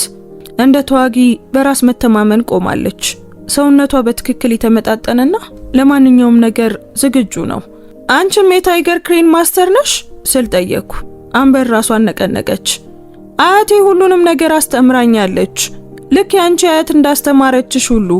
እኔም የምንገናኝበትና ኃይላችንን የምናጣምርበትን ቀን ስጠብቅ በህይወቴ ሙሉ ስሰለጥን ቆይቻለሁ። በአንድነት አለች ፐርል፣ ሁለታችንንም እጆቻችንን ይዛ። የብላክ ሰርፔንት ሶሳይቲን ለአንዴና ለመጨረሻ ጊዜ ማሸነፍ ትችላላችሁ። ዴዚና እኔ ከረጅም ጊዜ በፊት የጀመርነውን እናንተ መጨረስ ትችላላችሁ። ይህ ቅዠት ከጀመረ ወዲህ ለመጀመሪያ ጊዜ ከፍርሃትና ከህመም ውጪ ሌላ ነገር ተሰማኝ። ተስፋ ተሰማኝ። ምን ማድረግ እንዳለብኝ ንገሪኝ አልኩኝ በጽናት። አምበር ፈገግ አለች። መጀመሪያ ከዛ ቤት በሰላም ማውጣት አለብን። ጄሰን በ6 ሰዓት እንድትመለሽ እየጠበቀሽ ነው። ይህ ማለት ሲመለሱ የሆነ ነገር እያቀዱ ነው ማለት ነው። ወደ ወጥመድ ውስጥ እንድትገቢ አንፈቅድም። መመለስ አለብኝ። እቃዎቼ እኮ እዚያ ናቸው። የናና ዴዚ ማስታወሻ ደብተር፣ የስልጠና ጓንቶቿ፣ ሁሉም ነገር እናመጣቸዋለን። አምበር ቃል ገባችልኝ። ግን በፊተኛው በር በኩል አይደለም። ዛሬ ምሽት ከጨለማ በኋላ አንቺና እኔ አብረን እንሄዳለን። የሚያስፈልግሽን ስትሰበስቢ እኔ እጠብቃለሁ። ከዚያ እንሰወራለን። ወዴት ነው የምንሄደው? ፐርል እጄን ጨመቅ አደረገችው። ከኛ ጋር ትኖሪያለሽ፣ ከከተማ ውጪ። ጄሰን ፈጽሞ ሊያገኘን የማይችልበት የተደበቀ መጠለያ አለን። እዚያ አንቺና አምበር አብራችሁ መሰልጠን ትችላላችሁ። ለሚመጣው ውጊያ ተዘጋጁ። መጠለያ፣ ስልጠናና ውጊያ። ህይወቴ በ2 ቀናት ውስጥ ሙሉ በሙሉ ተለወጠ። ደካማና የማይታይ ሚስት ከመሆን ወደ ጦርነት የምትዘጋጅ የኩንግፉ ማስተርነት ተለወጥኩ። ማወቅ ያለብሽ አንድ ተጨማሪ ነገር አለ አለች አምበር፣ ድምጿን ቁም ነገር የተሞላ በማድረግ። ጄሰን ብቻውን እየሰራ አይደለም። ካሳንድራ ወደ ቤትሽ ያመጣት ያቺ ሴት ዝም ብላ የተደበቀች ፍቅረኛው አይደለችም። ምን ማለትሽ ነው? ካሳንድራ እሷም ተዋጊ ናት። ከብላክ ሰርፔንት ሶሳይቲ ካሉ ምርጥ ነፍሰ ገዳዮች አንዷ ናት። ጄሰን ወደ ቤትሽ ያመጣት አንቺን ለመተካት ብቻ አይደለም፣ አንቺን ለመከታተልና ለማጥናት አስፈላጊ ከሆነም ለማጥፋት ነው። ካሳንድራ ትከሻዬን ለመንካት እጇን ስትዘረጋ እኔ በተፈጥሮ ምላሽ እጇን ያስኩበትን ጊዜ አሰብኩ። እየፈተነችኝ ነበር። ምን አይነት ምላሽ እንደምሰጥ ለማየት እየፈተነችኝ ነበር። አደገኛ መሆኔን አውቃለች አልኩኝ በዝግታ። ጠርጥራለች፣ አምበር አረመችኝ። ግን እስካሁን ሙሉ ችሎታሽን አላየችም። ይህ ደግሞ የኛ ብልጫ ነው። ምን ማድረግ እንደምትችይ ያወቁ ይመስላችኋል፣ ግን ያዩት የሂስ በረዶን ጫፍ ብቻ ነው። አይምሮዬ በከፍተኛ ፍጥነት ይሰራ ነበር። ሁሉንም ቁርጥራጮች በአንድ ላይ እያገጣጠመ ነበር። ጄሰን፣ ካሳንድራ፣ የብላክ ሰርፔንት ሶሳይቲ የደህንነት ካሜራዎች፣ በጓሮ የነበሩ ሰዎች፣ እንደ ክፉ የሸረሪት ድር ነበር። እኔም ሳላውቀው መሃል ላይ ተቀርቅሬ ነበር። ስንት ሰዓት ነው ስል በድንገት ጠየቅኩ። አምበር ሰዓቷን አየች። 5 ሰዓት ከሩብ። ጄሰን እንድትመለሺ ከጠበቀበት ሰዓት በ1 ሰዓት ያነሰ ጊዜ አለሽ። ቆምኩኝ። ውሳኔን አሳለፍኩ። እንደ ፈራሽ ጥንቸል ሮጬ አልደበቅም። ጄሰን ደካማ እንደሆንኩ ያስባል። ካሳንድራም እኔን ማሸነፍ እንደምትችል ታስባለች። እነሱ እንደዛ ማሰባቸውን ይቀጥሉ። ፐርል የተጨነቀች ትመስላለች። ሊሊ ቆይ ምን እያቀድሽ ነው? ወደ ቤት ሄጄ ምንም እንዳልተፈጠረ ሆናለሁ አልኩኝ። ድምጼን አጽንቼ ነበር። አለቅሳለሁ፣ አጸዳለሁ እና ያቺን ፍጹም ደካማ የሆነችዋን ሚስት ሆናለሁ እና ዛሬ ማታ እነሱ ተኝተናል ብለው ሲያስቡ እቃዎቼን ሰብስቤ አመልጣለሁ። ያ ግን በጣም አደገኛ ነው አምበር ተናገረች። ከአንቺ ጋር ልምጣ? አይ አንቺን ካዩ የሆነ ችግር እንዳለ ያውቃሉ። ይህን ሚና ለ15 ዓመታት ስጫወተው ቆይቻለሁ። ለጥቂት ተጨማሪ ሰዓታት መጫወት እችላለሁ። አምበር ፐርልን ተመለከተች። እሷን በዝግታ ራሷን ነቀነቀች። ትክክል ናት። ምርጡ መደበቂያ ሁልጊዜ ስትለብሹ የኖርሽው ነው። ግን ሊሊ የሆነ ነገር ከተፈጠረ አደጋ ላይ እንደሆንሽ ከተሰማሽ ምልክት ስጭን። ምን አይነት ምልክት? ፐርል ካንገቷ ላይ አንድ ትንሽ ሐብል አወጣች። ከአውራ ጣቴ ጥፍር የማትበልጥ ትንሽዬ ወርቃማ ሽመላ ነበረች። ይህ የአያትሽ ነበር። በተለያየንበት ቀን ተመሳሳይ የሆኑትን ተለዋወጥን። ይህንን 3 ጊዜ ተጫኘው እና ወደ እኔ ሐብል ምልክት ይልካል። ወዲያውኑ እንመጣለን። ሐብሉን በሚንቀጠቀጡ እጆቼ ተቀበልኩ። የናና ዴዚ የነበረ ነገር እሷን ከፐርል ጋር ያገናኘትና አሁን ደግሞ እኔን ከእርዳታ ጋር የሚያገናኘኝ ነገር። አመሰግናለሁ በሹክሹክታ ተናገርኩ። ፐርል አጥብቃ አቀፈችኝ እና ልክ እንደ ናና ዴዚ አረንጓዴ ሻይና አሮጌ መጽሐፍት ትሸት ነበር።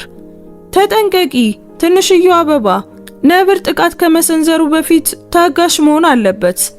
አምበርንም አቀፍኳት። በህይወቴ በጣም አደገኛ በሆነው ውጊያ ውስጥ አጋሪ ልትሆን ያለችውን እንግዳ ሴት። ዛሬ ምሽት አለች አምበር፣ እኩለ ሌሊት ላይ ከቤትሽ ጀርባ ባለው መተላለፊያ ውስጥ ሆናለሁ። ዝግጁ መሆንሽን ለማሳወቅ የመኝታ ቤትሽን መብራት 3 ጊዜ አብሪና አጥፊ። የእንግዳ ክፍሉን ብያረምኳት። ከገዛ መኝታ ቤት ያባረውኛል። የአምበር አይኖች በቁጣ ፈጠጡ። እንዲከፍሉ ለማድረግ አንድ ተጨማሪ ምክንያት አለሽ። ሰማዩ መንጣት በጀመረበት ሁኔታ ወደ ቤት ተመለስኩ። ደመናው እየተበታተነ የሰማያዊው ቀለም ቁርጥራጮች ይታዩ ነበር። ልክ እንደ ምልክት ተሰማኝ። ምናልባት ተስፋ ያለ ይመስል ነበር። ነገር ግን ወደ መንደሬ ስዞር ያ ተስፋ ወደ ሚሊዮን ስብርባሪዎች ተሰባበረ። በፊት ለፊቴ 3 የፖሊስ መኪናዎች ቆመው ነበር። ልቤ ሊቆም ተቃረበ። ጄሰን አሁን ደግሞ ምን እያደረገ ይሆን? እያንዳንዱ ተፈጥሯዊ ምላሽ ሩጪ ቢለኝም በተረጋጋ ሁኔታ ወደ ቤቱ ለመራመድ ራሴን አስገደድኩ። እየቀረብኩ ሲሄድ ጄሰን በፊተኛው በረንዳ ላይ ቆሞ ከአንድ የፖሊስ መኮንን ጋር ሲነጋገር አየሁት።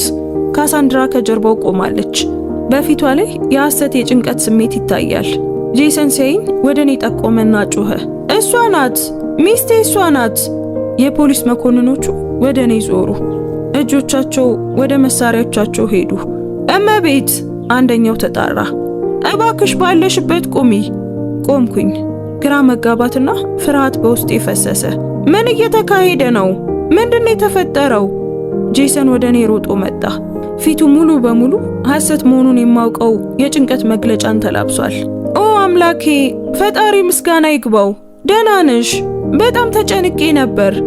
እጄን አጥብቆ ያዘኝ፣ በጣም አጥብቆ። ጣቶቹ ወደ ቆዳዬ ውስጥ ገቡ። ከዚያም በጆሮዬ ውስጥ በሹክሹክታ እኔ ብቻ እንድሰማው አድርጎ ተናገረ። ጨዋታው አበቃ ሊሊ። ማን እንደሆንሽ በትክክል አውቃለሁ። አሁን ደግሞ ፖሊሶቹም ያውቃሉ። እኔና ካሳንድራን ለመግደል እንደዛትሽ ነግሬያቸዋለሁ። መሳሪያዎቹን ደብቀሽ እንደነበር ነግሬያቸዋለሁ። አደገኛና አይምሮሽ ያልተረጋጋ መሆንሽን ተናግሬያለሁ። ደሜ ቀዘቀዘ። መኮንኖች አለ ጄሰን በከፍተኛ ድምፅ። እጆቹን ወደ ላይ አንስቶ ከኔ ራቀ። እባካችሁ ተጠንቀቁ። በማርሻል አርት የሰለጠነች ናት። ሰውን ልትጎዳ ትችላለች። የፖሊስ መኮንኖቹ እይታ ተለዋወጠ። እጆቻቸው አሁንም በመሳሪያዎቻቸው ላይ እንዳሉ ናቸው። እመቤት፣ ከኛ ጋር እንድትመጪ እንፈልጋለን አንደኛው ተናገረ። ጥቂት ጥያቄዎችን ብቻ መጠየቅ ነው የምንፈልገው። በጭንቀት ዙሪያዬን ተመለከትኩ። ጎረቤቶች ከበረንዳው ሆነው ይመለከቱ ነበር። ጄሰን ያኩሩ ፈገግታ በፊቱ ላይ ይታያል። ካሳንድራ ቀድማ በስልኳ ትቀርጽ ነበር። ምናልባት ቪዲዮን በኋላ በኔ ላይ ለመጠቀም አስባ ሊሆን ይችላል። እና የሆነ ቦታ ኪሴ ውስጥ ተደብቆ የናና ዴዚ ሀብል ይጠብቃል። ልጫ ነው? እርዳታ ልጥራ? አይ ገና አይደለም። ያ ነገሮችን የባሰ ያባብሳል። አሁን ፐርልና አምበር ቢመጡ እኔ በርግጥ አደገኛ እንደሆንኩ ያስመስላል። ለማጥቃት ዝግጁ የሆነ ድጋፍ እንዳለኝ ያሳያል። ይህንን ብቻዬን መጋፈጥ ነበረብኝ። መረጋጋትና እውነቱ እንደሚወጣ ማመን ነበረብኝ። በእርግጥ መኮንኖች አልኩኝ፣ ድምፄን የዋህና ዝቅተኛ በማድረግ ከእናንተ ጋር እመጣለሁ። የሆነ አለመግባባት ተፈጥሮ መሆን አለበት።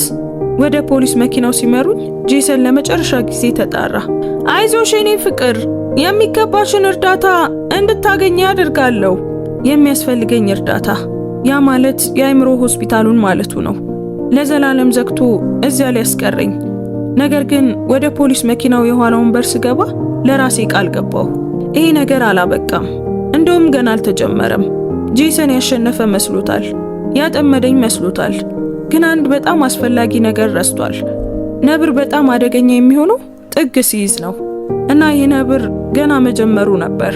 የፖሊስ መኪናው የኋላውን በር ላብና ፍርሃት ይሸታል። በመቶዎች የሚቆጠሩ ሰዎች በዚህ ወንበር ላይ ተቀምጠው እጃቸው በካቴና ታስሮ ልባቸው እየመታ ቀጥሎ ምን እንደሚፈጠር እያሰቡ መሆን አለበት። አሁን እኔም ከነሱ አንዱ ነበርኩ፣ ግን እንደ ሌሎቹ አልነበርኩም። እነሱ ሊያዩት የማይችሉት ሚስጥር ነበረኝ።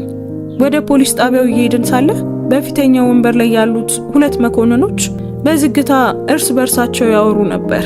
የንግግራቸውን የተወሰነ ክፍል ሰማሁ። ባሏ ለሳምንታት እንግዳ ነገር እያደረገች እንደነበር ተናግሯል። ኩንግፉ ወይም የሆነ ነገር እንደምታውቅ ይናገራል። ምናልባት ዝም ብሎ የተበላሸ የቤት ውስጥ ሁኔታም ሊሆን ይችላል። ዝም አልኩኝ። እጆቼን በጭኔ ላይ አጣጠፍኩ። ካቴና አላረጉብኝም ነበር። ይህም ትንሽ በረከት ነበር። ጄሰን አደገኛ እንደሆንኩ ነግሯቸዋል። ነገር ግን በጣም ትንሽና ምንም ጉዳት የማላደርስ መስዬ ስለታየዋቸው ምናልባት እያጋነነ ነው ብለው አስበው ይሆናል። ጥሩ፣ እንደዛው ያስቡ። የፖሊስ ጣቢያው መሃል ከተማ የሚገኝ ግራጫ ህንጻ ነበር፣ የሚወጡና የሚገቡ ሰዎች የሚበዙበት። በፊተኛው በር በኩል መርተው የብረት ጠረጴዛና ሁለት ወንበሮች ወዳሉት ትንሽ ክፍል አስገቡኝ። ግድግዳዎቹ ባዶ ነበሩ ከአንድ መስታወት በስተቀር። እሱም ደግሞ በሌላ በኩል ሆነው ሰዎችን የሚመለከቱበት መስኮት መሆኑን አውቃለሁ። እዚህ ጠብቂ አለኝ አንዱ መኮንን። አንድ መርማሪ በቅርቡ ይመጣል። በሩ ተዘጋና ብቻዬን ቀረሁ። በጥልቀት ተነፈስኩና ክፍሉን ቃኘሁት። የማየው ምንም አይነት ካሜራ የለም፣ ግን የሆነ ቦታ ተደብቆ ይሆናል እንጂ የለም ማለት አይደለም። ጥንቃቄ ማድረግ ነበረብኝ። እጄ የናና ዴዚ ሀብል ወዳለበት ኪሴ ሄደ። አሁን እርዳታ ልጥራ ወይስ ምን ላድርግ? ፐርልና አምበር አደጋ ላይ ሲሆን እንድጠቀመው ነግረውኛል። ግን በእውነት አሁን አደጋ ላይ ነኝ? ፖሊሶቹ ጠላቶች አይደሉም።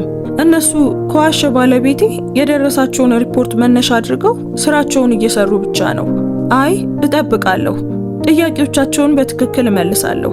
እውነቱን እነግራቸዋለሁ እና ከጄሰን ይልቅ እኔን እንዲያምኑኝ እጸልያለሁ። በሩ ተከፈተና አንዲት ሴት ገባች። ረጅምና ቁም ነገረኛ የምትመስል ግራጫ ጸጉሯን ወደ ኋላ በደንብ ያሰረችና እኔን ዘልቀው የሚያዩ የሚመስሉ ስለታም አይኖች ያሏት ነበረች። ፎልደርና አንድ ኩባያ ቡና ይዛ ነበር። ወይዘሮ ዊሊያምስ አለች አጠገቤ እየተቀመጠች። እኔ መርማሪ ባርባራ ሄይስ ነኝ። በቤትሽ ውስጥ ስለሚከናወኑ ነገሮች ጥቂት ጥያቄዎችን ልጠይቅሽ እፈልጋለሁ። በእርግጥ አልኩ በዝግታ። ግን እባክሽ ባለቤቴ ምን እንዳለ ልትነግሪኝ ትችያለሽ? ለምን እዚህ እንደመጣው አልገባኝም። መርማሪ ሄይስ ፎልደሯን ከፍታ በውስጡ ያሉትን ወረቀቶች ተመለከተች። ባለቤትሽ ጄሰን ዊሊያምስ ዛሬ ጧት ለ9:01 ደውሏል። ላለፉት ጥቂት ቀናት ባልተለመደ ሁኔታ ነገሮችን ስታደርጊ እንደነበር ተናግሯል። እሱንና የሴት ጓደኛውን እንዳስፈራራሻቸው ተናግሯል። እንዲሁም በቤትሽ ውስጥ መሳሪያዎችን ደብቀሽ እንደነበርና አደገኛ የማርሻል አርት ስልጠና እንዳለሽም ተናግሯል። እንዲህ ተዘርዝሮ መስማቴ ሆዴን አገለባበጠው። ጄሰን ሁሉንም ነገር አስቧል። እኔን ወንጀለኛ ለማስመሰል እውነቱን በትንሹ አጣሞታል። ያ እውነት አይደለም አልኩኝ ድምጼን ለማረጋጋት እየሞከርኩ። ከነዚህ ውስጥ አንዱም እውነት አይደለም። እንግዲያውስ እውነቱ ምንድነው ወይዘሮ ዊሊያምስ? በጥልቀት ተነፈስኩ። ከ3 ቀናት በፊት ባለቤቴ ሌላ ሴት ወደ ቤታችን አመጣ። ስሟ ካሳንድራ ይባላል። እሷ እዚያ እንደምትኖርና እኔ ደግሞ በእንግዳ ማረፊያ ክፍል ውስጥ መተኛት እንዳለብኝ ነገረኝ።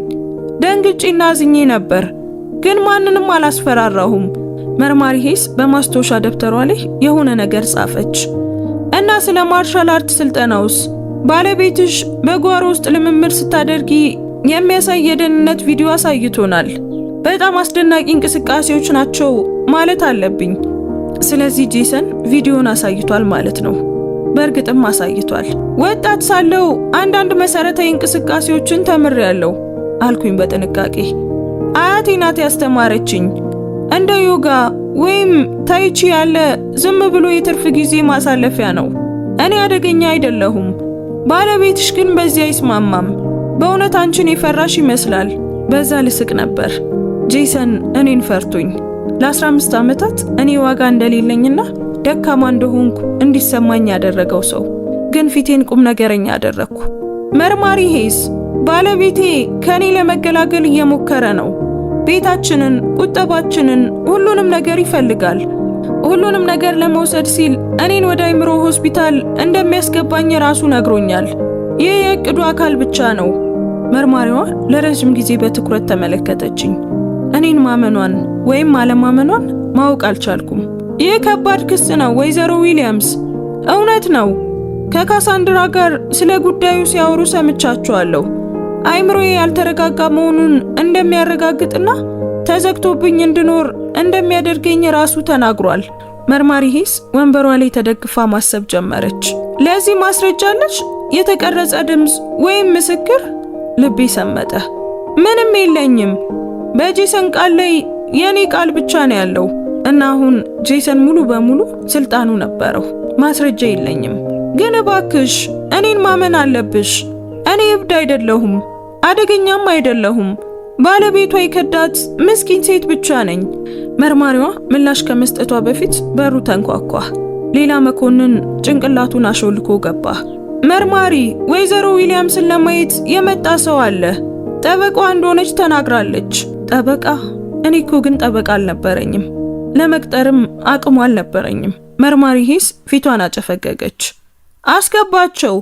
በሩ በሰፊው ተከፈተና አንዲት ሴት ገባች። ስለታም ግራጫ ልብስ የለበሰች፣ ውድ ጫማ ያደረገችና ከመኪና የበለጠ ዋጋ ያለው የሚመስል ቦርሳ የያዘች ነበረች። ጸጉሯ በሚገባ ተስተካክሏል እና ሁል ጊዜ እንደምታሸንፍ ሰው በራስ መተማመን ስሜት ትንቀሳቀስ ነበር። እንዴት ዋላችሁ አለች ሴትዮዋ።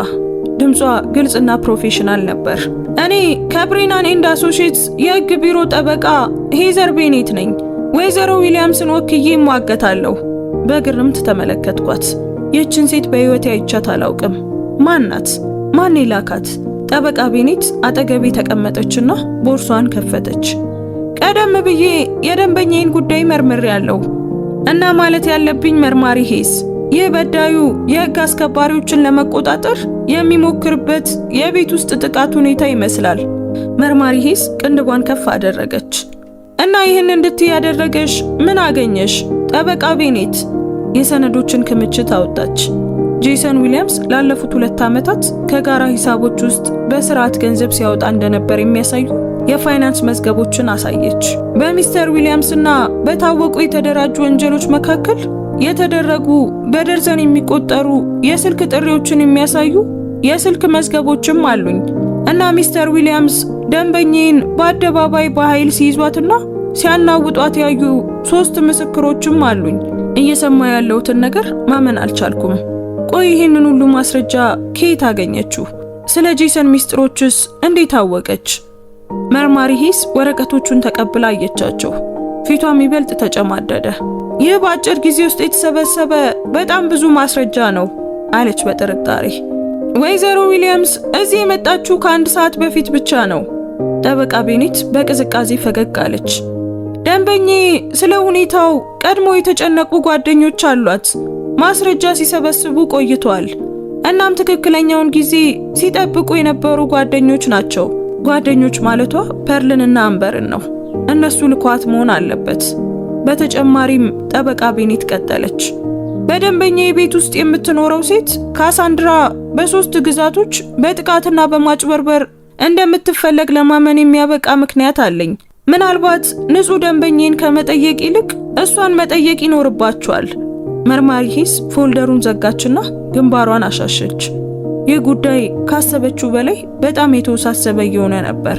ጥቂት ጥሪዎችን ማድረግ አለብኝ አለች እየቆመች።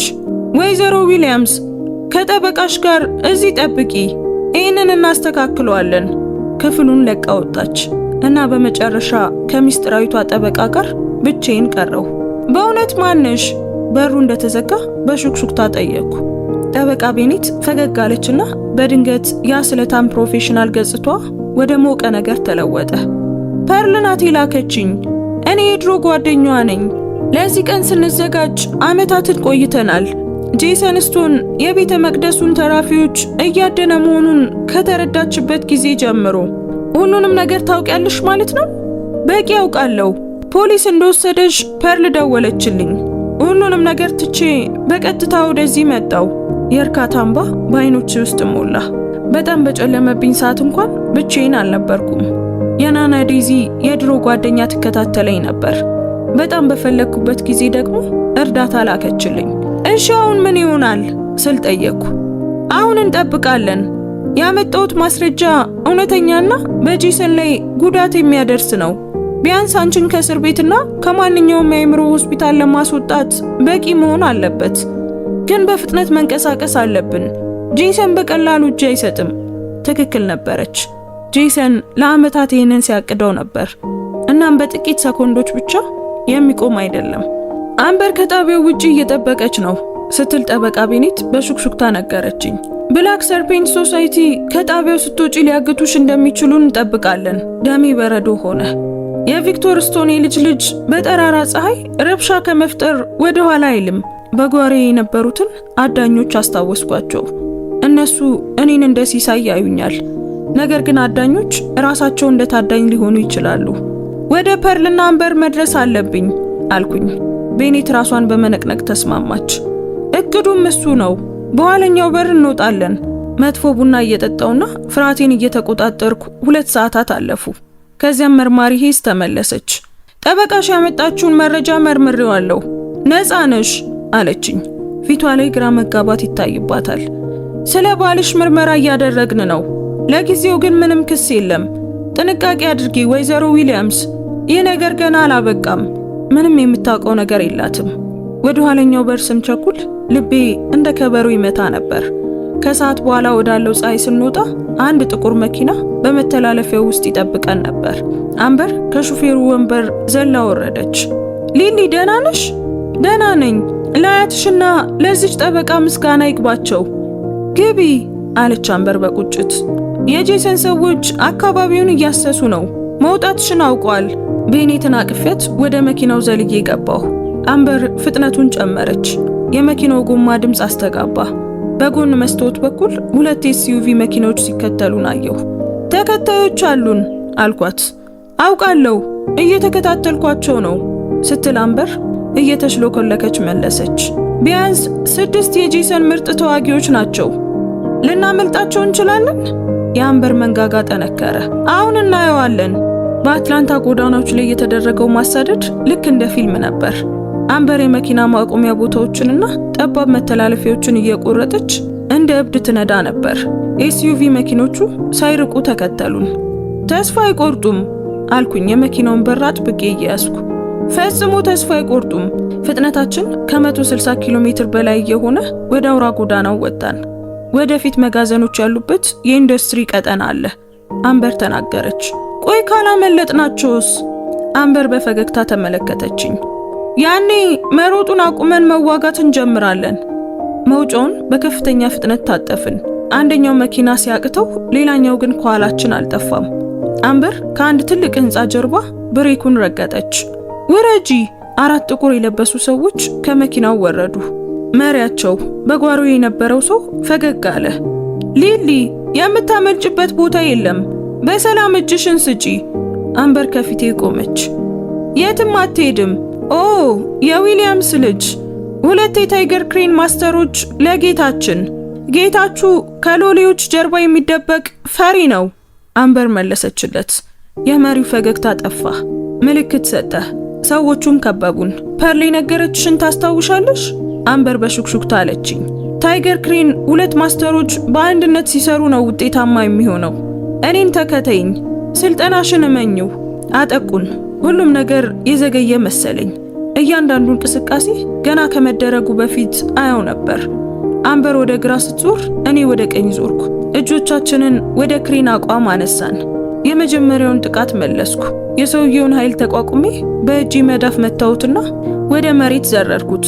ሁለተኛው ወደ እኔ ሲመጣ በመንጋጋው ላይ በፈጣን እርግጫ መታውት። ኮንክሪቱ ላይ ከመውደቁ በፊት ራሱን ስቶ ነበር። የአምበር ተቃዋሚዎችም መሬት ላይ እየተንገላቱ ነበር። መጥፎ አይደለሽም አለች አምበር። ትንሽ ዝግ ያለ ቢመስልም ግን ጎበዝ ነሽ። መሪው አስፈሪ ቢላዋ ወጣ። ለዚህ ዋጋ ትከፍላላችሁ። ከሌሎች በበለጠ ፍጥነት ተወረወረ። እኔና አምበር በሚገርም ሁኔታ ተናበብን። እሷን ሊወጋ ሲል እኔ መለስኩለት። እኔን ሊወጋ ሲል ደግሞ እሷ ቢላዋውን በእርግጫ አስጣለችው። እንደ አንድ አካል ሆነን ሰራን። ነብርና ሽመላ። አምበር እግሩን ጠለፈችው። ሲወድቅ በክርኔ ደረቱን መታውት። በመኪና ማቆሚያ ውስጥ ጸጥታ ሰፈነ። አደረግነው አልኩኝ። ይህ ገና ጅምሩ ነው። አምበር አስጠነቀቀችኝ። ጄሰን አያቆምም። እንግዲያውስ ማቆም ያለብን እኛ ነን አልኳት። ለዚህ ነው ፐርል ያዘጋጀችን። ወደ መጠለያው እንሂድ። እኛ እየራቅን ስንሄድ በድሮ ኩሽናዬ ውስጥ ጄሰን የናና ዴዚን ማስታወሻ ደብተር ይዞ ነበር። አሮጌዎቹን ገጾች ሲገልጥ አስፈሪ ፈገግታ በፊቱ ላይ ተዘርግቷል። አያቴን ያሸነፍሽው በዚህ ነው ሲል በሹክሹክታ ተናገረ። የታይገር ክሬን ድክመት እዚህ ተጽፎ ተቀምጧል። ካሳንድራ ደወለላት። አገኘሁት፣ ሁሉንም ስብስብ አገኘሁት። ነገ ይህንን ነገር እናበቀዋለን። መጠለያው በፓይን ዛፎች የተከበበ ራቅ ያለ እርሻ ቤት ነበር። ፐርል በረንዳው ላይ እየጠበቀችን ነበር። እኛን ስታይ እፎይታ ተሰማት። ስለ ፖሊሱ ሰምቻለሁ እያለች አቀፈችኝ። ተስተካክሏል አለች አምበር። 4ቱ ለጊዜው ማንንም አይረብሹም። ፐርል ራሷን ነቀነቀች። ቢሆንም ግን ጭንቀት ይነበብባታል። ግቡ፣ ጊዜያችን አጭር ነው። በቤት ውስጥ ግድግዳዎቹ በማርሻል አርት ታሪኮች የተሞሉ ነበሩ። የዴዚና የፐርል ወጣትነት ስዕል መሃል ላይ ተሰቅሏል። እኔና ዴዚ አብረን ለማረፍ እናልም ነበር አለች ፐርል በዝግታ። እሷ ግን ፈጽሞ አላየችውም አልኩኝ በሹክሹክታ። አይ ግን አንቺ እዚህ ነሽ። ዴዚ አሁን በሆንሻት ሴት ደስተኛ ሆና እየተመለከተችሽ ነው። እራት እየበላን ሳለ ጨዋታው ወደ ቁም ነገር ተቀየረ። ጄሰን ነገ ራሱ ይመጣል ፐርል አስጠነቀቀች። ተዋጊዎቹን ካሸነፍን እሱንም እናሸንፋለን አለች አምበር። ፐርል ግን ራሷን ነቀነቀች። ጄሰን ቪክቶር ከታገዱ ማስተሮች የተማራቸው ጨለማ ቴክኒኮችን ያውቃል። የጠፉ መስሎን የነበሩ ነገሮችን። ምን አይነት ቴክኒኮችን? ታይገር ክሬን አንድ ድክመት አለው አለች ፐርል። 2 ማስተሮች አንድ ሆነው ሲንቀሳቀሱ በጣም ኃይለኛ ነው። ነገር ግን ያ ትስስር በእናንተ ላይ ሊመለስ ይችላል። ቪክቶር ሰርፔንትስ ዊስፐር የሚባል አንድ ዘዴ አዘጋጅቷል። ድምፅንና ስነ ልቦናን በመጠቀም ትስስሩን የሚበጥስና ጥርጣሬን የሚፈጥር ነው። በራስ መተማመናችን በዚያ ቅስፈት ተናወጠ። ታዲያ ምንድነው የምናደርገው ስል ጠየቅኩ። መደበቁን እናቆማለን አለች ፐርል በጽናት። ሹክሹክታው የሚሰራው ፍርሃት ወይም ቅናት ካለ ብቻ ነው። በእውነት አንድ ከሆናችሁ ምንም አይነት ሹክሹክታ አይበጣጥሳችሁም። ዛሬ ምሽት የትስስር ስርዓቱን ማከናወን አለባችሁ። ምንድነው የሚጠይቀው? አምበር ጠየቀች። ከእኩለ ሌሊት ጀምሮ እስከ ንጋት ድረስ መሰልጠንን፣ ጥልቅ ፍርሃታችሁንና ተስፋችሁን መጋራትን፣ ሙሉ በሙሉ መተማመንን መማር። በፀሐይ መውጫ ላይ የትዊን ታይገርና ትዊን ክሬን እንቅስቃሴን በፍጹም አንድነት ማከናወን አለብን። በከዋክብት ስር ጀመርን። መጀመሪያ ላይ ይከብድ ነበር።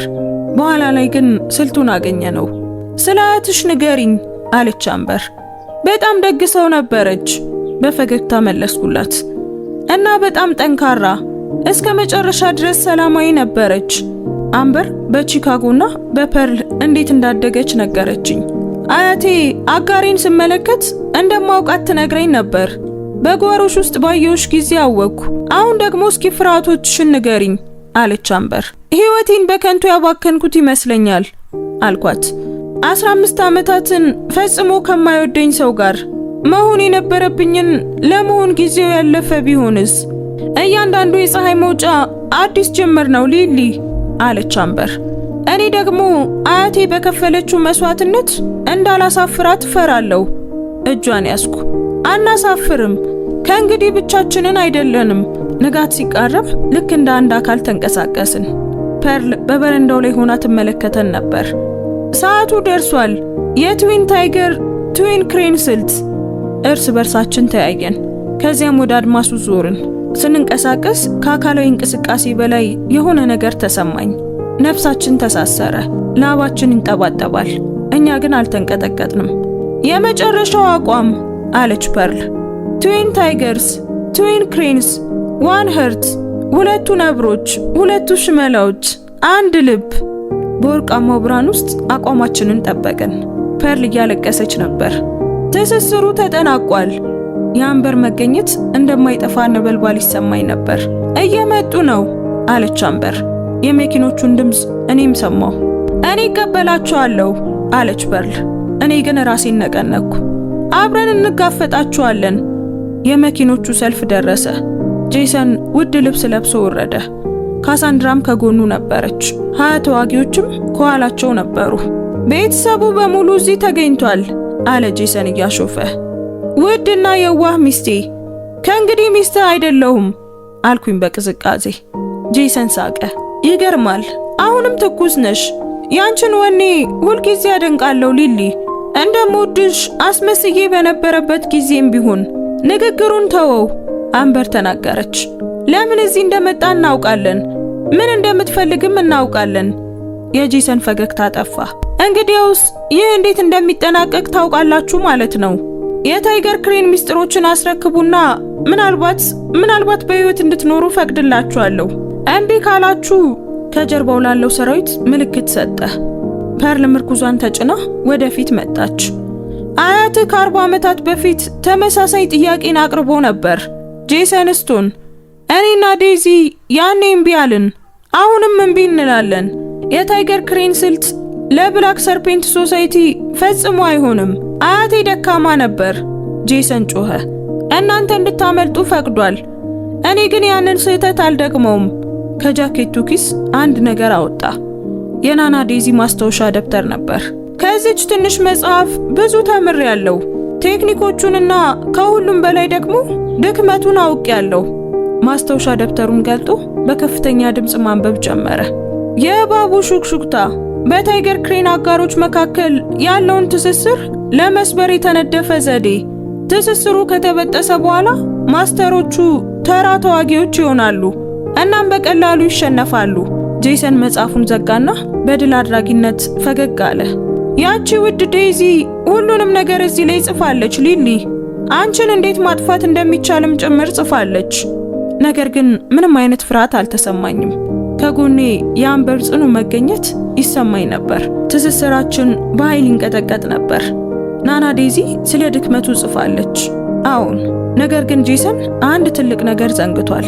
ያንን ምዕራፍ አንብበ ጨርሷል ስል በረጋ መንፈስ ጠየቅኩት። የጄሰን ፈገግታ ወዲያውኑ ጠፋ። ምን ማለትሽ ነው? አንብበው ቢሆን ኖሮ የእባቡ ሹክሹክታ የሚሰራው በልባቸው ውስጥ ጥርጣሬ ባለባቸው አጋሮች ላይ ብቻ እንደሆነ ታውቅ ነበር። የትስስር ስርዓቱን ባልፈጸሙት ላይ ብቻ። ከአምበር ጋር ትከሻ ለትከሻ ቆምኩ። እኛ ስርዓቱን ዛሬ ጠዋት ፈጽመናል። ያንተ ሹክሹክታ በእኛ ላይ ምንም አይነት ኃይል የለውም። የጄሰን ፊት በንዴት ተጣመመ። እየዋሸሽ ነው። ለምን ሞክራ አታየውም? ለጥቂት ጊዜ ማንም አልተንቀሳቀሰም። ከዚያም ጄሰን እጁን አነሳና ከዚህ በፊት ሰምቼው የማላውቀውን ድምፅ እያወጣ እንግዳ እንቅስቃሴዎችን አደረገ። የሆነ ነገር አይምሮዬን እንደመንካት አደረገው። ልክ በግድግዳ ላይ ስንጥቅ እንደሚፈልጉ ጣቶች። ጥርጣሬ፣ ፍርሃት፣ አለመተማመን። ዘዴው በእኔና በአምበር መካከል እነዚህን ዘሮች ለመትከል ይሞክር ነበር። ነገር ግን ምንም ስንጥቅ አልነበረም።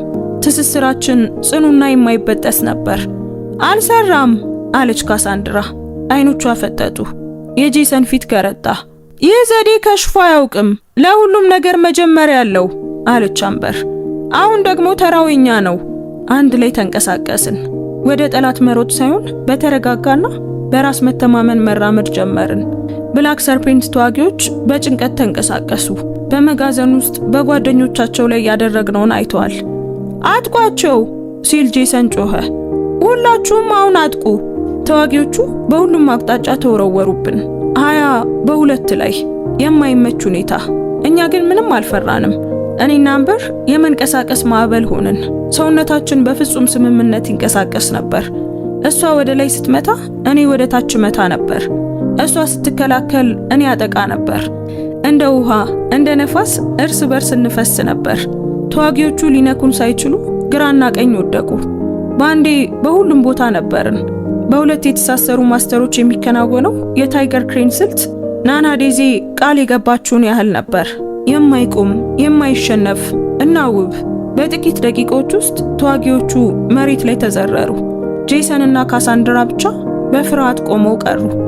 አሁን የናንተ ተራ ነው አልኩኝ ወደ እነሱ እየተራመድኩ። ካሳንድራ ቢላዋ አውጥታ መጣች። ነገር ግን በጣም ዘገምተኛ ነበረች። እኔና አምበር ካደረግነው አንጻር እሷ ምንም ነበረች። እጇን በቀላሉ ይዤ አዞርኩና ወረወርኳት። እንዳትንቀሳቀሺ ብዬ አስጠነቀቅኳት። ጄሰን ሊሸሽ ሲል አምበር መንገድ ዘጋችበት። በጭንቀት እጁን ሰነዘረ። እሷ ግን ያዘችው። ይሄ አያት ለገደላቸው ሁሉ ነው አለችውና በመዳፏ ደረቱን መታችው። ጄሰን ወደ ኋላ ተፈንጥሮ ከመኪናው ጋር ተጋጭቶ ወደቀ። ውጊያው አበቃ። የፖሊስ ሳይረን በሩቅ አስተጋባ። አንድ ሰው ደውሎላቸዋል። ምናልባትም ጠበቃ ቤኔት ሳትሆን አትቀርም። መኮንኖቹ ደርሰው ሁኔታውን በግርምት ተመለከቱ። እዚህ ምንድነው የተፈጠረው? አንደኛው ጠየቀ። መርማሪ ሄስ ከመኪና ወርዳ የተሸነፉትን ተዋጊዎችንና ጄሰንን ተመለከተች። በመጨረሻም ፍትህ በጣም መጥፎ ሰዎችን አገኘቻቸው አለች በዝግታ። ጄሰን በዚያው ቀን ከካሳንድራና ከተዋጊዎቹ ጋር በቁጥጥር ስር ዋለ። ከሱ ገጾችን ይሞላ ነበር። ማጭበርበር፣ ጥቃት፣ ሴራ፣ አፈና። ጠበቃ ቤኔት በሰበሰበችው ማስረጃና በፐርል ምስክርነት ጄሰን ስቶን ለረጅም ጊዜ ወደ እስር ቤት ይሄዳል።